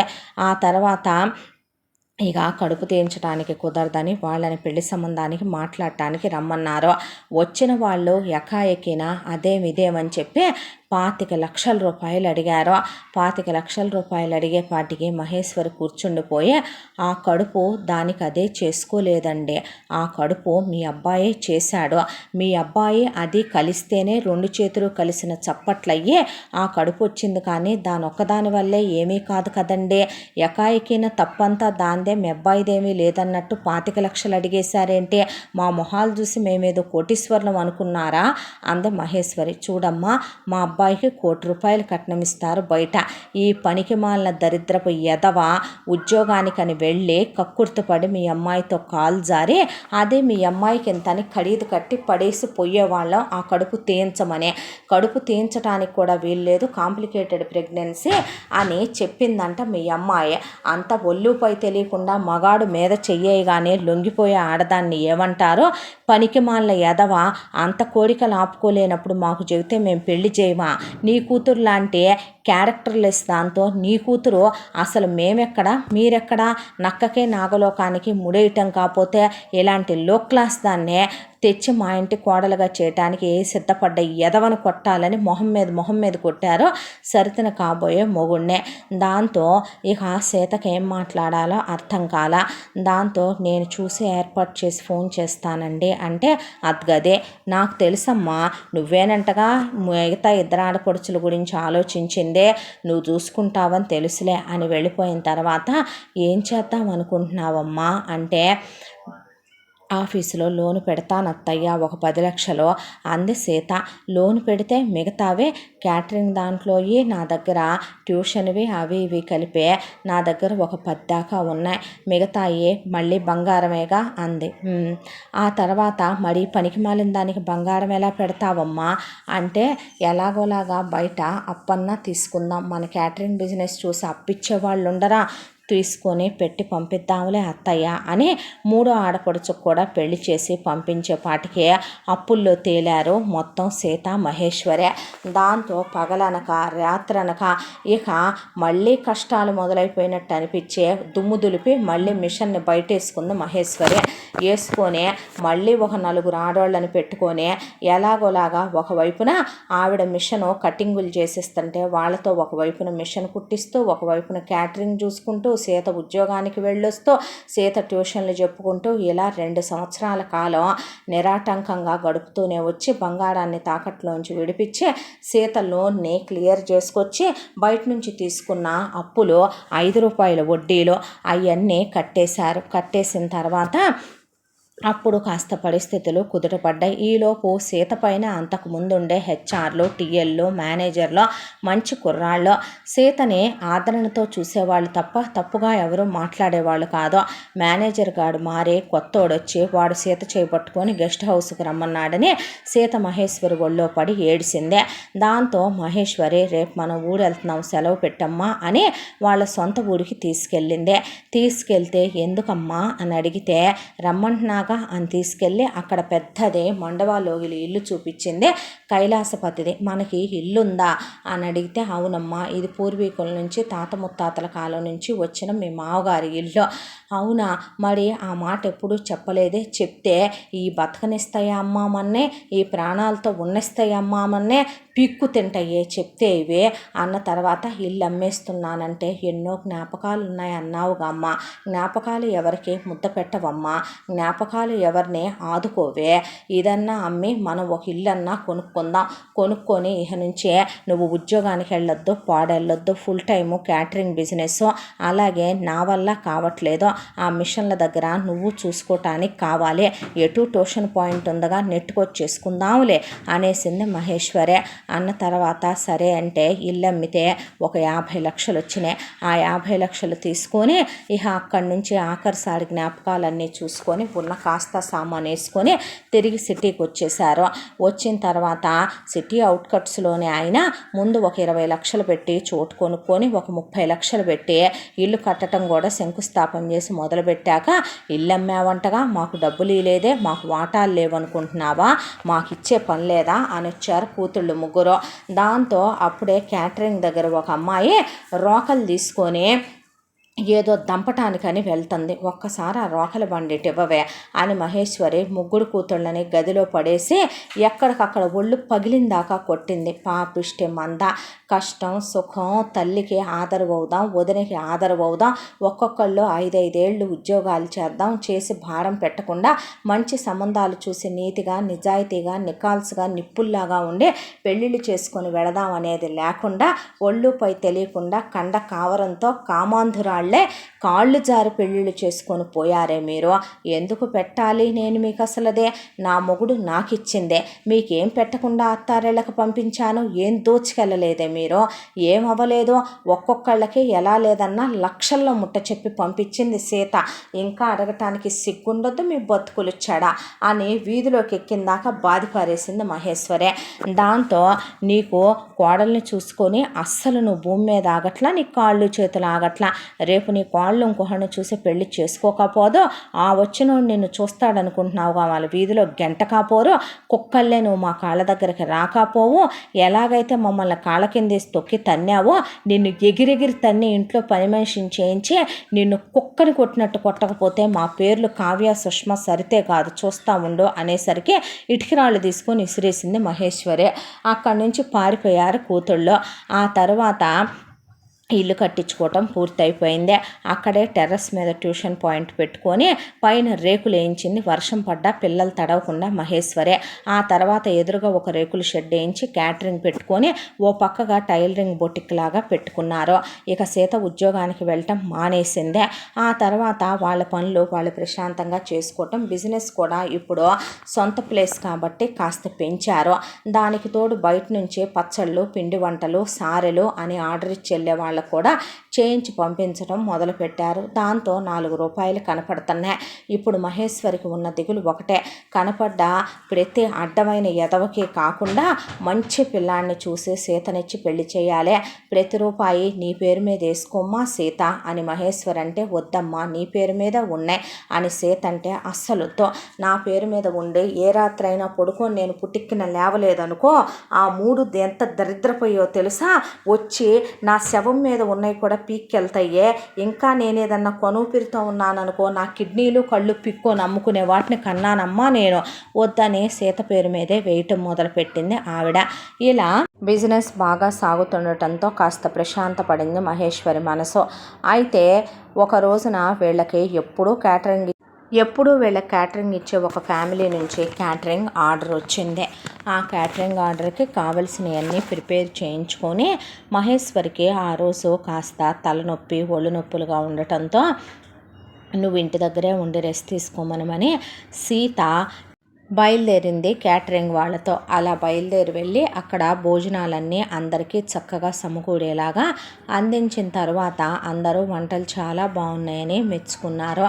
ఆ తర్వాత సీత వాళ్ళ ఆటోలో ట్రక్కి అన్నీ వంట సామాన్ ఎక్కిచ్చేసి అక్కడ ఉన్న పని వాళ్ళందరినీ ఎక్కించి మీరు బయలుదేరండి, అత్తమ్మ కంగారు పడుతూ ఉంటారు, నేను వెనకాల ఒక ఆటోలో వస్తాను అంటే, ముందు మీరు బయలుదేరండి అమ్మా మేము వస్తాంలే అని ఆటో అతను బయలుదేరబోతూ ఉండగా కరెక్ట్గా ఆ ఫంక్షన్కి వచ్చిన వాళ్ళల్లో ఒకడు సీత చాలా అందంగా ఉండటం చూసి సీత చున్నీ లాగేసి సీతతో మిస్బిహేవ్ చేసి సీతని రమ్మనమని నైట్కి ఎంతో చెప్పమనమని చాలా అసభ్యంగా మాట్లాడాడు. దాంతో సీత కోపం వచ్చి చెప్పు తీసుకొని 4 పీకులు పీకింది. దాంతో వాడు సీత చేపట్టుకొని గట్టిగా లాగుతుండగా ఆ క్యాటరింగ్ వర్కర్లు డ్రైవరు కూడా దిగి ఏం పెచ్చపెచ్చగా ఉందా ఏంటి అని చెప్పి అడిగేపాటికి అక్కడ ఉన్న మిగతా జనాలందరూ వినోదం చూస్తూ నుంచున్నారు. అసలు ఫంక్షన్ ఏర్పాటు చేసే క్యాటరింగ్ పిలిచిన వాళ్ళు అవతల వాడు వాళ్ళ బంధువు కావటం వల్ల నోరెత్తకుండా సీతనే ఊరుకోమ్మా వదిలేయమ్మా అంటూ ఉండగా అదే ఫంక్షన్కి వచ్చిన ఒక అబ్బాయి అవతల వాడిని పట్టుకొని చితక్కొట్టి వదిలిపెట్టి సీత కాళ్ళ మీద పడేయించి సారీ చెప్పించాడు. దాంతో ఎటు వాళ్ళటో వెళ్ళబోతుంటే మనుషుల పశువుల మీరు సాటి ఆడపిల్లని పట్టుకొని వాడంత అసభ్యంగా తప్పతాగి ఒళ్ళు తెలియకుండా మాట్లాడుతుంటే ఒకటి వాడిని లాక్కెళ్ళాలి, రెండోది వాడిని 4 పీకాలి, తప్పొప్పులు చెప్పాల్సింది పోయి ఆ అమ్మాయిని మెదలకుండా ఊడుకోమని చెప్తారేంటి వాడు ఆపకుండా అలా వల్గర్గా మాట్లాడుతుంటే అని అడిగేపాటికి నీకేం తెలియదు రాఘవ నువ్వు ఊరుకో అన్నారు. ఏంటి తెలియంది జ్ఞానం లేకుండా చేస్తోంది మీరా వాళ్ళ అన్న తర్వాత సీత అక్కడి నుంచి ముందు తమ క్యాటరింగ్ వాళ్ళని ముందు మీరు బయలుదేరండి, నేను వెనకాల వస్తాను అని క్యాటరింగ్ ఏర్పాటు చేసిన వాళ్ళ దగ్గరికి వెళ్ళి మీరెంతో సంస్కారవంతులు మంచివాళ్ళు అనుకొని మీరు ఎప్పుడు ఏ టైంలో ఎంత ఆర్డర్ అడిగినా కూడా చేసి పంపించాం, కానీ మీరు విలువ తక్కువ మనుషులనే, మీ ఇంట్లో ఆడవాళ్ళకు మాత్రమే శీలాలు ఉంటాయి, మీ ఇంట్లో ఆడవాళ్ళు మాత్రమే మనుషులు, పరాయి ఆడవాళ్ళు బజారు వాళ్ళు అనేలాగా భావించే మనుషులని ఈ రోజుతో నాకు బాగా తెలిసిందే. ఒక్కసారి మీరు ఎప్పుడు మాకు ఆర్డర్ ఇవ్వద్దు, మేము మీకు ఫుడ్ లాంటివి ప్రిపేర్ చేసి పంపించాం, ఇంకెప్పుడు మీరు మాకు కాల్ కూడా చేయొద్దు అని చెప్పి సీత వాళ్ళకి పెట్టాల్సినవన్నీ పెట్టి తనకు రావాల్సినవన్నీ లెక్క చూసుకొని ఆ తర్వాత వచ్చేసి ఎంతసేపు బుక్ చేసినా బయట అప్పుడే కాస్త వాతావరణం కూడా చేంజ్ అయ్యి గాలి వర్షం పడేలా ఉంది, చీకటి పడిపోయింది. దాంతో ఆటోలు క్యాబులు బుక్ అవ్వట్లేదు. అక్కడే ఉన్నటువంటి రాఘవ, ఏమండి మీరేమీ అనుకోనంటే నేను డ్రాప్ చేస్తాను రండి. అబ్బెబ్బే పర్వాలేదు, మీరు ఇందాక చేసిన సాయానికి థ్యాంక్స్ చెప్పడం మర్చిపోయాను, చాలా పెద్ద థ్యాంక్స్ అండి, మీరైనా ఇంకా ఆడవాళ్ళని మనుషులుగా చూస్తున్నందుకు నేను వెళ్తాలేండి అని నడుచుకుంటూ వెళ్తుంటే, ఏంటండి బయట చూస్తే పొద్దుగూకిపోయింది, చీకటి పడిపోయింది, చూడటానికి వాతావరణం కూడా బాగాలేదు, మీరే అన్నారుగా నేను మంచోళ్ళలానే ఉన్నానని, రండి అని, నేనేం మోసుకెళ్ళనులేండి నా కారే తీసుకెళ్తుంది రండి అని రాఘవ సీతను బలవంతం చేసి ఎక్కించుకున్నాడు. సరేలే కంగారు పడుతూ ఉంటుంది మహేశ్వరి, ఫోన్ కూడా స్విచ్ ఆఫ్ అయిపోయింది, ఛార్జింగ్ అయిపోయింది దరిద్రానికని బయలుదేరిపోయింది సీత. అయితే అప్పటికే మహేశ్వరికి వెళ్ళి క్యాటరింగ్ వాళ్ళు ఇలా జరిగిందని చెప్పడంతో ఇక మహేశ్వరికి కాళ్ళు చేతులు ఆడక కాలుగాలిన పిల్లిలాగా సీత కోసం పిచ్చిదానిలాగా బయట పచ్చారులు చేస్తుంది. అయితే రాఘవ వెళ్ళేటప్పుడు, మీరేనండి ఇందాక క్యాటరింగ్ చేసింది, భోజనాలు చాలా చాలా బాగున్నాయి అంటే అవును అని విజిటింగ్ కార్డు ఇచ్చింది రాఘవకే. ఆ కార్డు తీసుకొని రాఘవ, వంటలు చాలా బాగున్నాయంటే మీరు చేసిన సాయం మర్చిపోను, థ్యాంక్స్ అండి అంటే, మీ క్వాలిఫికేషను అని మాట్లాడుతూ ఉండగా మా ఇల్లు వచ్చింది అంది సీత. అనేసరికి మహేశ్వరి కంగారుగా కారు దగ్గరికి వస్తే, ఎవరమ్మా అబ్బాయి ఏంటంటే, ఈయనేనమ్మా, అక్కడ గొడవ అవుతుంటే ఈయనే అమ్మగారు అమ్మాయి గారిని అక్కడ 4 తన్నులు తన్ని అవతల తన్ని బాబే కాపాడాడు అని చెప్తే, చాలా థ్యాంక్స్ బాబు, కంగారు పడిపోయాను పెళ్ళింటికి రాలేదని, తీసుకొచ్చినందుకు థ్యాంక్స్ అయ్యా అంటే, మనలో మనకి థ్యాంక్సే ఉందమ్మా అనేసరికి అమ్మ అమ్మ అమ్మ అమ్మ అనే మాట మహేశ్వరికి 4-5 సార్లు చెవుల్లో మారు మోగిందే. దానికి తోడు నీ పేరేంటయ్యా అని అడిగితే రాఘవ అన్నాడు.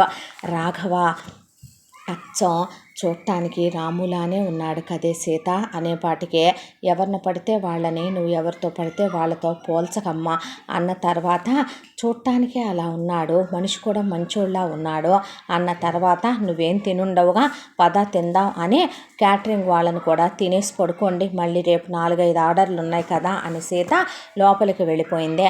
ఆ తర్వాత ఎందుకో సీత మాట్లాడిన తీరు, సీత అందచందాలు, మహేశ్వరి కల్లాకపటం లేకుండా మాట్లాడటం రాఘవని సీత వైపు ఆకర్షించేలా కట్టిపడేసిందే. దాంతో ఎలాగైనా Sita close అవ్వాలనుకున్నాడు.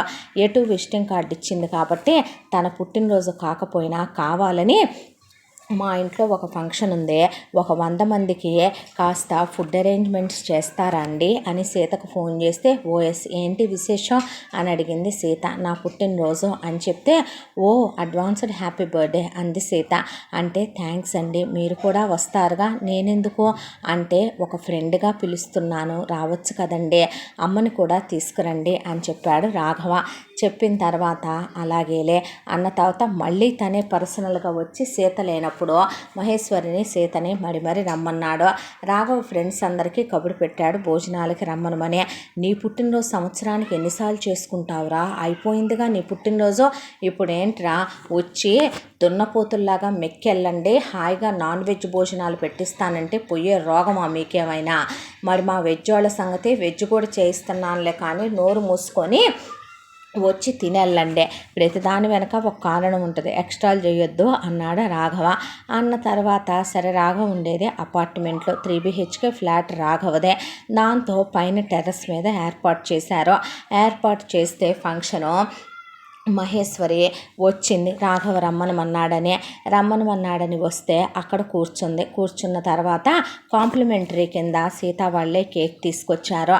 Raghava cake cut చేస్తుంటే ఫ్రెండ్స్ అంతా హ్యాపీ బర్త్డే టు యూ అని నవ్విస్తూ రాఘవ్ మీద సెటైర్లు వేస్తూ పాటలు పాడారు.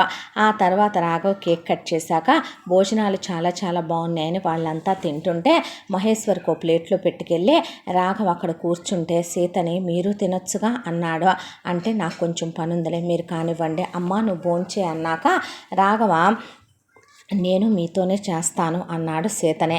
అనేసరికి పర్లేదు తినేయండని సీత పెట్టుకొచ్చి రాఘవ కొడిస్తే మహేశ్వరి దగ్గర కూర్చుని మహేశ్వరిని కాకా పట్టుకుంటే పని అయిపోద్ది, ఎంతైనా కన్న తల్లి కదా అని మహేశ్వరి దగ్గర కూర్చుని సీత వైపే చూస్తూ అమ్మ మిమ్మల్ని ఒక మాట అడగొచ్చా అన్నాడు. అంటే ఏంటి బాబు అనేలోపు అత్తయ్య మీకు ఇదిగో కొంచెం ఊరమిరపకాయలు వడ్డిచ్చేదా అంది సీత. అత్తయ్య మేనత్త కాబోలు, పాపం అమ్మా నాన్న లేరు కావాలా, ఈవిడికి పిల్లలు లేరు కావాలా, ఈవిడి పెంచి పెద్ద చేసింది కావాలా అని రాఘవ తనకి తానే ఒక స్టోరీ అల్లేసుకున్నాడు సీతా మహేశ్వరి మధ్యలో.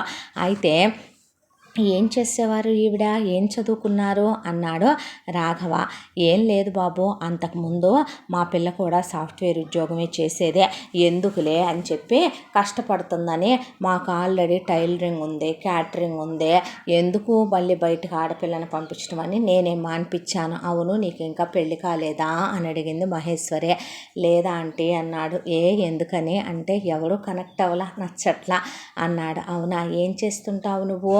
ఐటీ కంపెనీలో జాబ్ చేస్తాను, నెలకి 1,50,000 శాలరీ అని చెప్పాడు. ఆహా పోనీలే అన్న తర్వాత మా అమ్మాయి కూడా చక్కగా చేసుకునేదిలే, కానీ కాకపోతే బయట ప్రపంచంలో ఒక ఆడపిల్లల్ని పంపేలా లేదని మానిపించా బాబు అంటే నా ఆఫీస్ కన్నా రాలేదే అనుకున్నాడు. అలా మొదలైనటువంటి వీళ్ళ పరిచయం మంచి స్నేహంగా మారి ఇక రోజు మార్చి రోజు 2 రోజులకోసారి వచ్చి మహేశ్వరి దగ్గర ఏదో ఒక కారణంతో మొత్తానికి బాతాకాని పెట్టుకొని వెళ్ళేవాడు. అయితే ఒకరోజు సీత లేకుండా చూసి మహేశ్వరి పని చేసుకుంటూ ఉంటే సీతకు పెళ్లి చేయరా అంటే అని అడిగాడు. అంటే చెయ్యాలి, చూడాలనుకుంటున్న సంబంధాలు మంచి అబ్బాయిని చూసి చెయ్యాలి, ఇలాంటోడు కాదు, దాన్ని కళ్ళల్లో పెట్టుకోవాలి, అది బంగారం అయ్యా అంది మహేశ్వరే. నేను మీకు బంగారంలాగా కనిపించలేదా? నేను గుండెల్లో పెట్టుకొని, నెత్తిని పెట్టుకొని, కళ్ళల్లో పెట్టుకొని, కాళ్ళు కందకుండా చూసుకుంటా, అలా కనిపించలేదా అన్నాడు. నువ్వన్నావా నీ విన్నానా అంది మహేశ్వరి. నేనన్నాను, నువ్వు విన్నావు అన్న తర్వాత ఇదెప్పటి నుంచి? సీతను చూసిన ఫస్ట్ డే నుంచే. మరి నాకు చెప్పలేదు, నువ్వు అర్థం చేసుకుంటావు అనుకున్నాను ఆంటీ అనేసరికి మహేశ్వరికి ఏం మాట్లాడాలో అర్థం కాల. సీత అంటే నీకు ఇష్టమా? ప్రాణం. సీత నాకు చాలా చాలా నచ్చిందే. సీతను పెళ్లి చేసుకుందామనేగా నా పుట్టినరోజు కాకపోయినా క్యాటరింగ్ ఆర్డర్ ఇచ్చి మీతో పరిచయం కలుపుకొని మీ ఇంటి చుట్టూ తిరుగుతున్నాను అన్నాడు రాఘవ.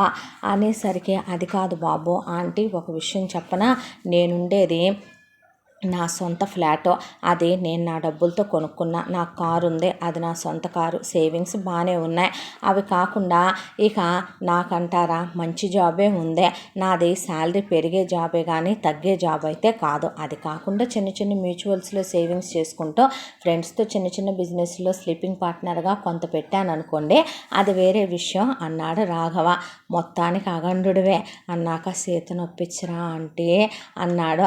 అన్న తర్వాత సరే మాట్లాడతాలే అన్నాక మహేశ్వరి కరెక్ట్గా రాఘవతో మాట్లాడుతూ ఉండగానే ఒక్కసారిగా రాము ఫోటో జారి కింద అప్పుడే ఎవరో ఫంక్షన్కి పసుపు కుంకాలు ఆర్డర్ ఇచ్చారు అని చెప్పి అక్కడ క్యాటరింగ్ అమ్మాయి పెట్టెళ్ళేపాటికి ఆ కుంకుమలో వెళ్ళి పడింది రాము ఫోటో. నువ్వు కూడా చేయమనే చెప్తున్నావా నాన్న అనుకుంది మహేశ్వరి. అనుకున్న తర్వాత నిశ్చయించుకుంది ఆవిడ ఒక్కటే విషయం.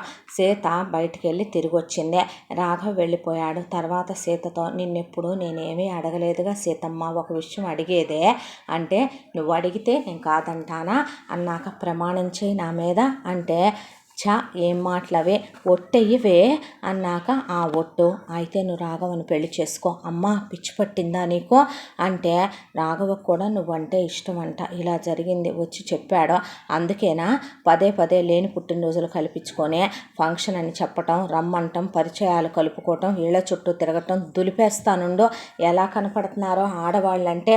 ఏమే అందరితో అలా ముక్కుసూడితనంగా ఉంటే ఈ జన్మకి నేను ఆత్మశాంతితో పోలేనే పైకి. ఊరుకోమ్మా చాలే గానే. సీత నువ్వు పెళ్లి చేసుకుంటావా లేదా? రాము కూడా అదే చెప్తున్నాడే అనేసరికి సీత కళ్ళల్లో నీళ్లు తిరిగినాయి. ఏడవకి సీత, వాడి ఫోటో చూడు కుంకుమలో ఎలా పడిందో, వాడు కూడా నీ నొసట్లో సింధూరం అయ్యేవాడు వచ్చాడని, వాడి రూపంలోనే వచ్చాడని చెప్తున్నాడే. ఏ రోజు ఏ పాపం చేసుకున్నానో పసుపు కుంకాలకు ఎరగకుండా మొగుడు పోయాడో, పుట్టిన 3 త్రాష్ట్రాళ్లను కన్నాను నేను. ఇక నా కొడుకు బంగారు కొండ అనుకునే లోపు వాడిని దేవుడెత్తుకుపోయాడు. నీ నొసట సింధూరం పోయింది, అది నా వల్లే పోయిందని, నేను పెళ్లికి తొందర పెట్టడం వల్లే నీ బొట్టు దేవుడెత్తుకుపోయాడని రోజు నేను సంతోషంగా ఉంటున్నాను అనుకుంటున్నావా? రాత్రంతా ఏడుస్తూనే ఉంటున్నాను.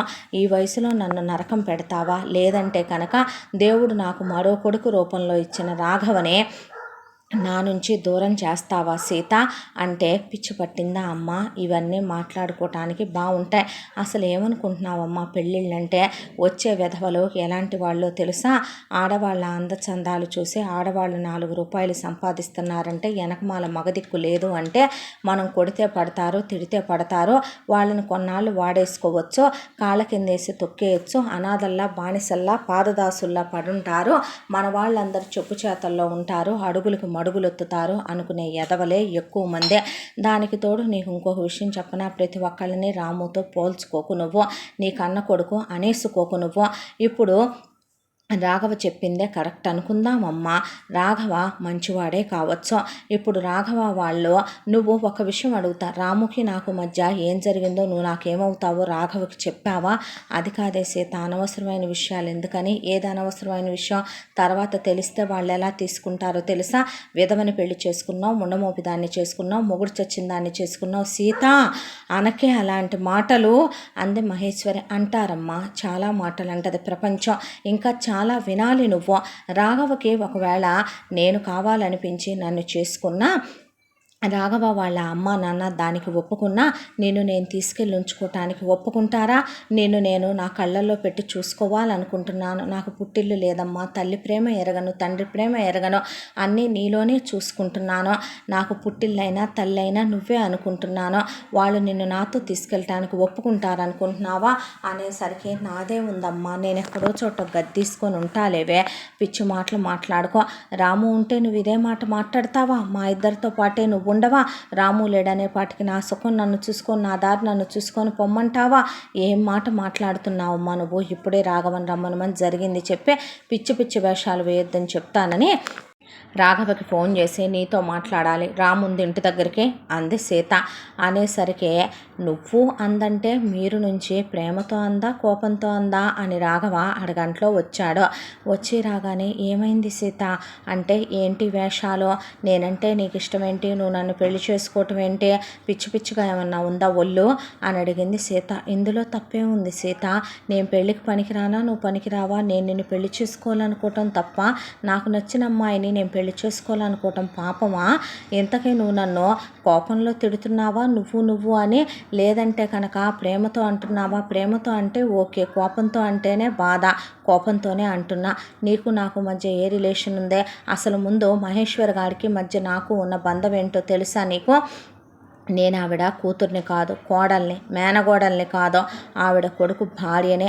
ఇలా జరిగింది, ఇలా జరిగిందని సీత మొత్తం చెప్పుకొచ్చేసరికి రాఘవ కళ్ళల్లో నీళ్లు తిరిగిపోయినాయి. రాము ఫోటో వైపే చూస్తూ అలాగే కూర్చుండిపోయాడు.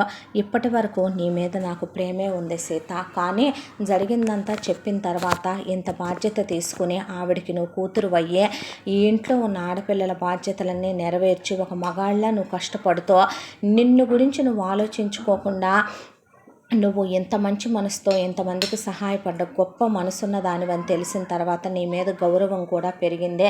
నేను నిన్నెందుకు వదిలేసుకుంటాను సీత? ఒక్క విషయం చెప్పమంటావా? నిజంగా రాము పైన ఏ లోకంలో ఉన్నా సరే నేను రాముని మర్చిపోమనమని చెప్పను. ఎందుకంటే రాముని మర్చిపోవటానికి రాము ఏమీ జ్ఞాపకం కాదు సీత. అతను నేను ముట్టుకున్నా ముట్టుకోకపోయినా నేను ఒక్కటే చెప్తాను, రాము కూడా మన ఇద్దరం ఏకం అవ్వాలనే కోరుకుంటాడు. తిరిగి మన బిడ్డ రూపంలో తన భూమి మీదకి రావాలనే అనుకుంటాడు. అయినా ఒక విషయం చెప్పమంటావా? నువ్వు ఎందుకు ఇలా మిగిలిపోవాలి సీత? ఎందుకు ఇలా ఉండిపోవాలి? తిరిగి నా రూపంలోనే రాము వచ్చాడు అనుకోవచ్చుగా, నా ప్రేమని అంగీకరించవచ్చుగా, నన్ను పెళ్లి చేసుకోవచ్చుగా. పిచ్చి మాటలు మాట్లాడకు. నీకు నచ్చేవే నీ వాళ్ళకి నచ్చవు. అసలు నాకంటూ ఎవరున్నారని నచ్చటానికే అన్నాడు రాఘవ. అదేంటి బాబు అంది మహేశ్వరి. అవునమ్మా, మా నాన్న మా అమ్మని పెళ్లి చేసుకున్నాడు. పెళ్లి చేసుకున్న తర్వాత అమ్మ నన్ను కని డెలివరీలో చనిపోయింది. చనిపోయిన తర్వాత ఆయన ఇంకో పెళ్లి చేసుకున్నాడు. ఇంకో పెళ్లి చేసుకున్న తర్వాత ఆవిడ ఏ రోజు నన్ను దగ్గరికి తీసి చూసింది లేదో. కొట్టేది తిట్టేది. ఆవిడకి 2 పిల్లలు. నాకు అలా 7వ సంవత్సరం రాగానే తీసుకెళ్ళి హాస్టల్లో పడేశారు. చిన్నప్పటి నుంచి తల్లి ప్రేమ ఎరగను. తండ్రి ఉండి ఒక్కనాడు అతని దగ్గరికి తీసింది లేదో. ఉలికులికి పడేవాడిని, భయపడేవాడిని. జ్వరం వచ్చినా బాగున్నా బాగుండకపోయినా హాస్టల్లో వార్డెన్లే దిక్కు. మా అమ్మమ్మ తాతయ్య వాళ్ళు మేనమామలు తీసుకెళ్తానంటే ఆవిడ పంపించొద్దందని చెప్పి మా నాన్న పంపించను అనే నిష్కర్షగా చెప్పేశాడు వాళ్ళకే. దాంతో వాళ్ళేమీ చేయలేక అప్పుడప్పుడు వచ్చి చూసి వెళ్ళేవాళ్ళు నన్ను, లేదా సెలవుల్లో తీసుకెళ్లేవాళ్ళు. నా బాల్యం అంతా కూడా నరకంతోనే గడిచింది. ఆ తర్వాత ఒక ఏజ్కి వచ్చిన తర్వాత అమ్మే లేదు, నా పరిస్థితి బాగాలేదు. దాంతో వచ్చిన అమ్మలా ఉండాలనుకున్నాను, నన్ను అమ్మలా చూసుకోవాలనుకున్నాను. చాలామంది జీవితంలోకి రావాలనుకున్నారు. చాలామంది అమ్మాయిలు ప్రపోజ్ చేశారు. ఒక అమ్మాయినైతే స్నేహితురాలుగా ఉంటూనే నువ్వంటే నాకు ఇష్టం అని చెప్పింది. నిజంగా కరెక్ట్ అనుకుంటే వేరే వాడితో ఒకరోజు రూమ్లో కనపడింది. ఆ రోజుతో అసహ్యం వేసింది. దాంతో నేను ఏ ప్రేమల జోలికి వెళ్ళింది కూడా లేదు. అప్పటి నుంచి ఉద్యోగం చేసుకుంటూ ఓన్ ఫ్లాట్ కొనుక్కున్నాను. ఫ్రెండ్స్తో చిన్న చిన్న బిజినెస్లో ఇన్వెస్ట్మెంట్లు పెట్టి మ్యూచువల్స్లో పెట్టుకున్నాను. నాకు ఏ చెడు అలవాట్లు లేవు. ఎప్పుడన్నా చిల్అవుట్ కోసం ఫ్రెండ్స్తో కలిసి ఒక బీరు లేదంటే 1-2 పెగ్గులు ముందు స్మోక్ కూడా చేయను. నేను అమ్మాయిలతో తిరిగే అలవాట్లు కూడా లేవు నాకు. ఇప్పుడు మీరు సీతనిచ్చి నాకు పెళ్లి చేస్తే నాకు మీరు అమ్మ అవుతారమ్మా. నాకు తల్లి ప్రేమ దొరుకుద్దే. సీతలో నాకు భార్య మాత్రమే కాదు, ఒక స్నేహితురాలు, గురువు, మంత్రి అందరూ దొరుకుతారు నాకు. నేను సీతని మనసా వాచ కర్మణ ఇష్టపడుతున్నాను. సీతని పెళ్లి చేసుకోవాలనుకుంటున్నాను. నేనెవరి పర్మిషన్లో అడగక్కర్లేదు. నేనే గాలికి కొట్టుకుపోయినా నన్ను పట్టించుకునేవాడు ఎవడూ లేడు అనేపాటికి అప్పటికే మహేశ్వరి వెక్కి వెక్కి వెక్కి వెక్కి ఏడుస్తుంది. ఏమైందమ్మా అనేపాటికి, దేవుడు చూసావా పిల్లాడికి ఎంత అన్యాయం చేశాడో. కొడుకుని దూరం చేసి నాకు తల్లిని దూరం చేసి వాడికి ఎంత శిక్ష వేశాడో చూసావా. అందుకే మనందరినీ అనాథలం ఒక దగ్గర చేరాలని దేవుడు ఇలాంటి తీర్పు తీర్చాడేమో. చేసుకోవే సీత, నీకు దండం పెట్టి కాళ్ళు పట్టుకుంటాననబోతే అమ్మ అనేసరికి మోకాళ్ళ మీద కూర్చొని, రాఘవ నీ కోసం కొన్న ఉంగరం సీత ఇదే, ఐ లవ్ యూ, పెళ్లి చేసుకుందాం ప్లీజ్ సీత, నాకు ఒక్క అవకాశం ఇవ్వవా? నీ జీవితంలో భర్తగా ఉండటానికే. నువ్వు చెప్పినట్టే వింటా, నువ్వేం పెడితే అదే తింటా, గుండెల్లో పెట్టుకొని చూసుకుంటానురా నిన్ను, కాలు కందకుండా చూసుకుంటానురా బంగారం అనేపాటికే సీత ఏమీ మాట్లాడలా. ఒప్పుకున్నట్టేలే బాబు అంది మహేశ్వరి. ఆ తర్వాత రాఘవ తను సీతను పెళ్లి చేసుకోబోతున్నానని, తను ప్రేమించానని ఇష్టపడ్డానని చెప్పాడు. కానీ సీతకు పెళ్ళయిందని, భర్త పోయాడని ఇవేవి చెప్పలేదు. వాళ్ళ నాన్న దగ్గరికి వెళ్ళే వాళ్ళ అమ్మమ్మని, మామయ్య వాళ్ళని, పిన్నుల్ని, పెద్దమ్మల్ని తీసుకొని వాళ్ళ నాన్న దగ్గరికి వెళితే వాళ్ళు కూడా, అల్లుడు మా అమ్మాయి బంగారం ఉండాలి కదా, అప్పుడు 100 కాసుల దాకా పెట్టాం కదా అంటే అప్పటికే రాఘవ వాళ్ళ పిన్ని సగం నొక్కేసింది. అందులో సగం ఇవ్వలేక తెచ్చి అక్కడ పడేసింది. ఆస్తిలో మా అమ్మాయిది నీకు కట్నంగా ఇచ్చింది అలాగే ఉందిగా, అది వెనక్కి ఇచ్చేసి వాళ్ళమ్మది వాడిదే కదా అనేసారు రాఘవ వాళ్ళ అమ్మమ్మ వాళ్ళు. ఆ తర్వాత నువ్వు నీ కొడుకుగా పెట్టాల్సిన మాట పెట్టాలి కదా అల్లుడు, పెట్టేసే. న్యాయ ప్రకారం అయితే 2 భార్యలు కాబట్టి ఉన్నది చెరిసగం పెట్టాలి. ఇంకా నైవేమన్నా కాదో, ఆయన నేను అడుక్కు తినాలా, నా పిల్లలు చెప్ప పట్టుకొని కూర్చోవాలా అని ఏడుపు లంకించుకుంది రాఘవ వాళ్ళ పిన్నమ్మ. దాంతో రాఘవ వాళ్ళ నాన్న నేనేం అన్యాయం చేయలేను నోరుమోయ్ అని ఆస్తి మొత్తాన్ని 4 వాటాలేసి అందులో తన రెండో పెళ్ళాం పిల్లలకి 2 వాటాలు రాసి తనకి తన రెండో పెళ్ళానికి 1 వాటా ఉంచుకొని రాఘవకి ఒక 25% వాటా రాశాడు. రాఘవ అది వెంటనే అమ్మేసుకున్నాడు. అమ్మేసుకున్న తర్వాత ఇక తన తల్లి ఆస్తి వచ్చింది, అది కూడా అమ్ముకొని క్యాష్ చేసుకున్న తర్వాత చాలా తక్కువ మందిని పిలిచే వస్తే మంచిదే, మీరు రావాలని నేను కోరుకుంటున్నానని తండ్రికి శుభలేఖ ఇచ్చి రమ్మనమని చెప్పాడు. పెళ్ళికి నువ్వు వెళ్ళటానికి వీల్లేదని రాఘవ సవితల్లందని రాఘవ తండ్రి రాలేదు. రాకపోతే మరీ మంచిదే అనుకున్నాడు రాఘవ. కొందరు బంధుమిత్రుల సమక్షంలో రాఘవ సీతని వివాహం చేసేసుకున్నాడు. తర్వాత ఫస్ట్ నైట్లు అయిపోయినాయి, హనీమూన్లకు వెళ్ళొచ్చారు ప్రశాంతంగా. ఇక రాఘవ సీతని మహేశ్వర్ని తెచ్చి తన ఫ్లాట్లోనే ఉంచుకుంటూ ఇక వాళ్ళంతకుముందు కట్టించుకున్న ఇల్లు ఇంకా పైన 4 పోర్షన్లు వేయించి దాన్ని అద్దెలకి ఇచ్చేశాడు. ఇప్పుడు సీతతో ట్యూషన్లు మానిపించేశాడు, మహేశ్వరితో టైలరింగ్ బిజినెస్ మానిపించేశాడు. ఆ క్యాటరింగ్ మాత్రం సాగుతోంది కాబట్టి సీత నాకంటూ ఏదో ఒక వ్యాపకం ఉండాలి అంది కాబట్టి ఆ క్యాటరింగ్ కూడా ఇంకా అలా చేయొద్దు అని చెప్పి క్యాటరింగ్ మానిపించేసి సీతతో అదే అమ్మాయిలతో ఒక ఫుడ్ బిజినెస్ స్టార్ట్ చేయించాడు. ఆన్లైన్లో ఒక వెబ్సైట్ క్రియేట్ చేసి దాంట్లో అన్ని రకాల పిండి వంటలు, పచ్చళ్ళు వెబ్సైట్లో దొరికే విధంగా ఒక యూట్యూబ్ ఛానల్, ఇన్స్టాగ్రామ్ పేజ్ పెట్టి చేసుకోమని చెప్పాడు. సీతకి ఇప్పుడు ప్రశాంతంగా ఉంటుంది. ప్రతిరోజు రాము ఫోటో దగ్గర వీళ్ళు మర్చిపోతారేమో కానీ రాఘవ పువ్వులు తీసుకొచ్చి పెడతాడు. ప్రతిరోజు మహేశ్వరి దీపం వెలిగించుద్దే.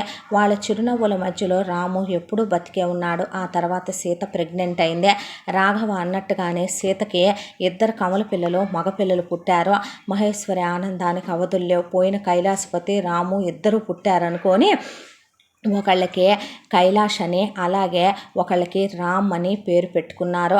పిల్లల్ని పెంచుకుంటూ అలా సీతారాఘవ సంతోషంగా మహేశ్వరిని కన్న తల్లిగా రాఘవ చూసుకుంటూ సంతోషంగా వాళ్ళ జీవితాలు ఆనందంగా గడిచిపోతూ ఉండగా తల్లిని అవమానాల పాలు చేసి పరాయింటి నుంచి వచ్చిన సీతని నానా మాటలనే అన్నపోయాడే అనే దిగులు కూడా లేకుండా వాళ్ళ స్వార్థం స్వలాభం చూసుకొని పెళ్ళిళ్ళు చేసుకొని వెళ్ళిపోయిన మహేశ్వరి కూతుళ్ళు 3 ఆ రోజు డబ్బులున్నాయి మా మొగుళ్ళకి ఉమ్మడి కుటుంబాలు అని తల్లిని నానా మాటలు అని పెళ్ళిళ్ళు చేసుకొని వెళ్ళినందుకు అత్తగారిళ్ళకి వెళ్ళి ఉద్యోగాలు చేయాల్సి వచ్చింది, ఇంట్లో పనులు చేయాల్సి వచ్చింది. ఆ కోపం ఆ ఫ్రస్ట్రేషన్ అంతా అత్తల మీద తోడుకోడళ్ళ మీద చూపించి తగాదాలు పెట్టుకుంటే మొగుళ్ళు చేసుకోవటం మొదలుపెట్టారు. ప్రతిరోజు ఏదో ఒక గోళ ఘర్షణతో మొగుళ్ళు తాగుళ్ళకి, సిగరెట్లకి, అలాగే పేకాట్లకి, గుర్ర పందాలకి, వేసలతో తిరగటానికి అలవాటు పడిపోయారు.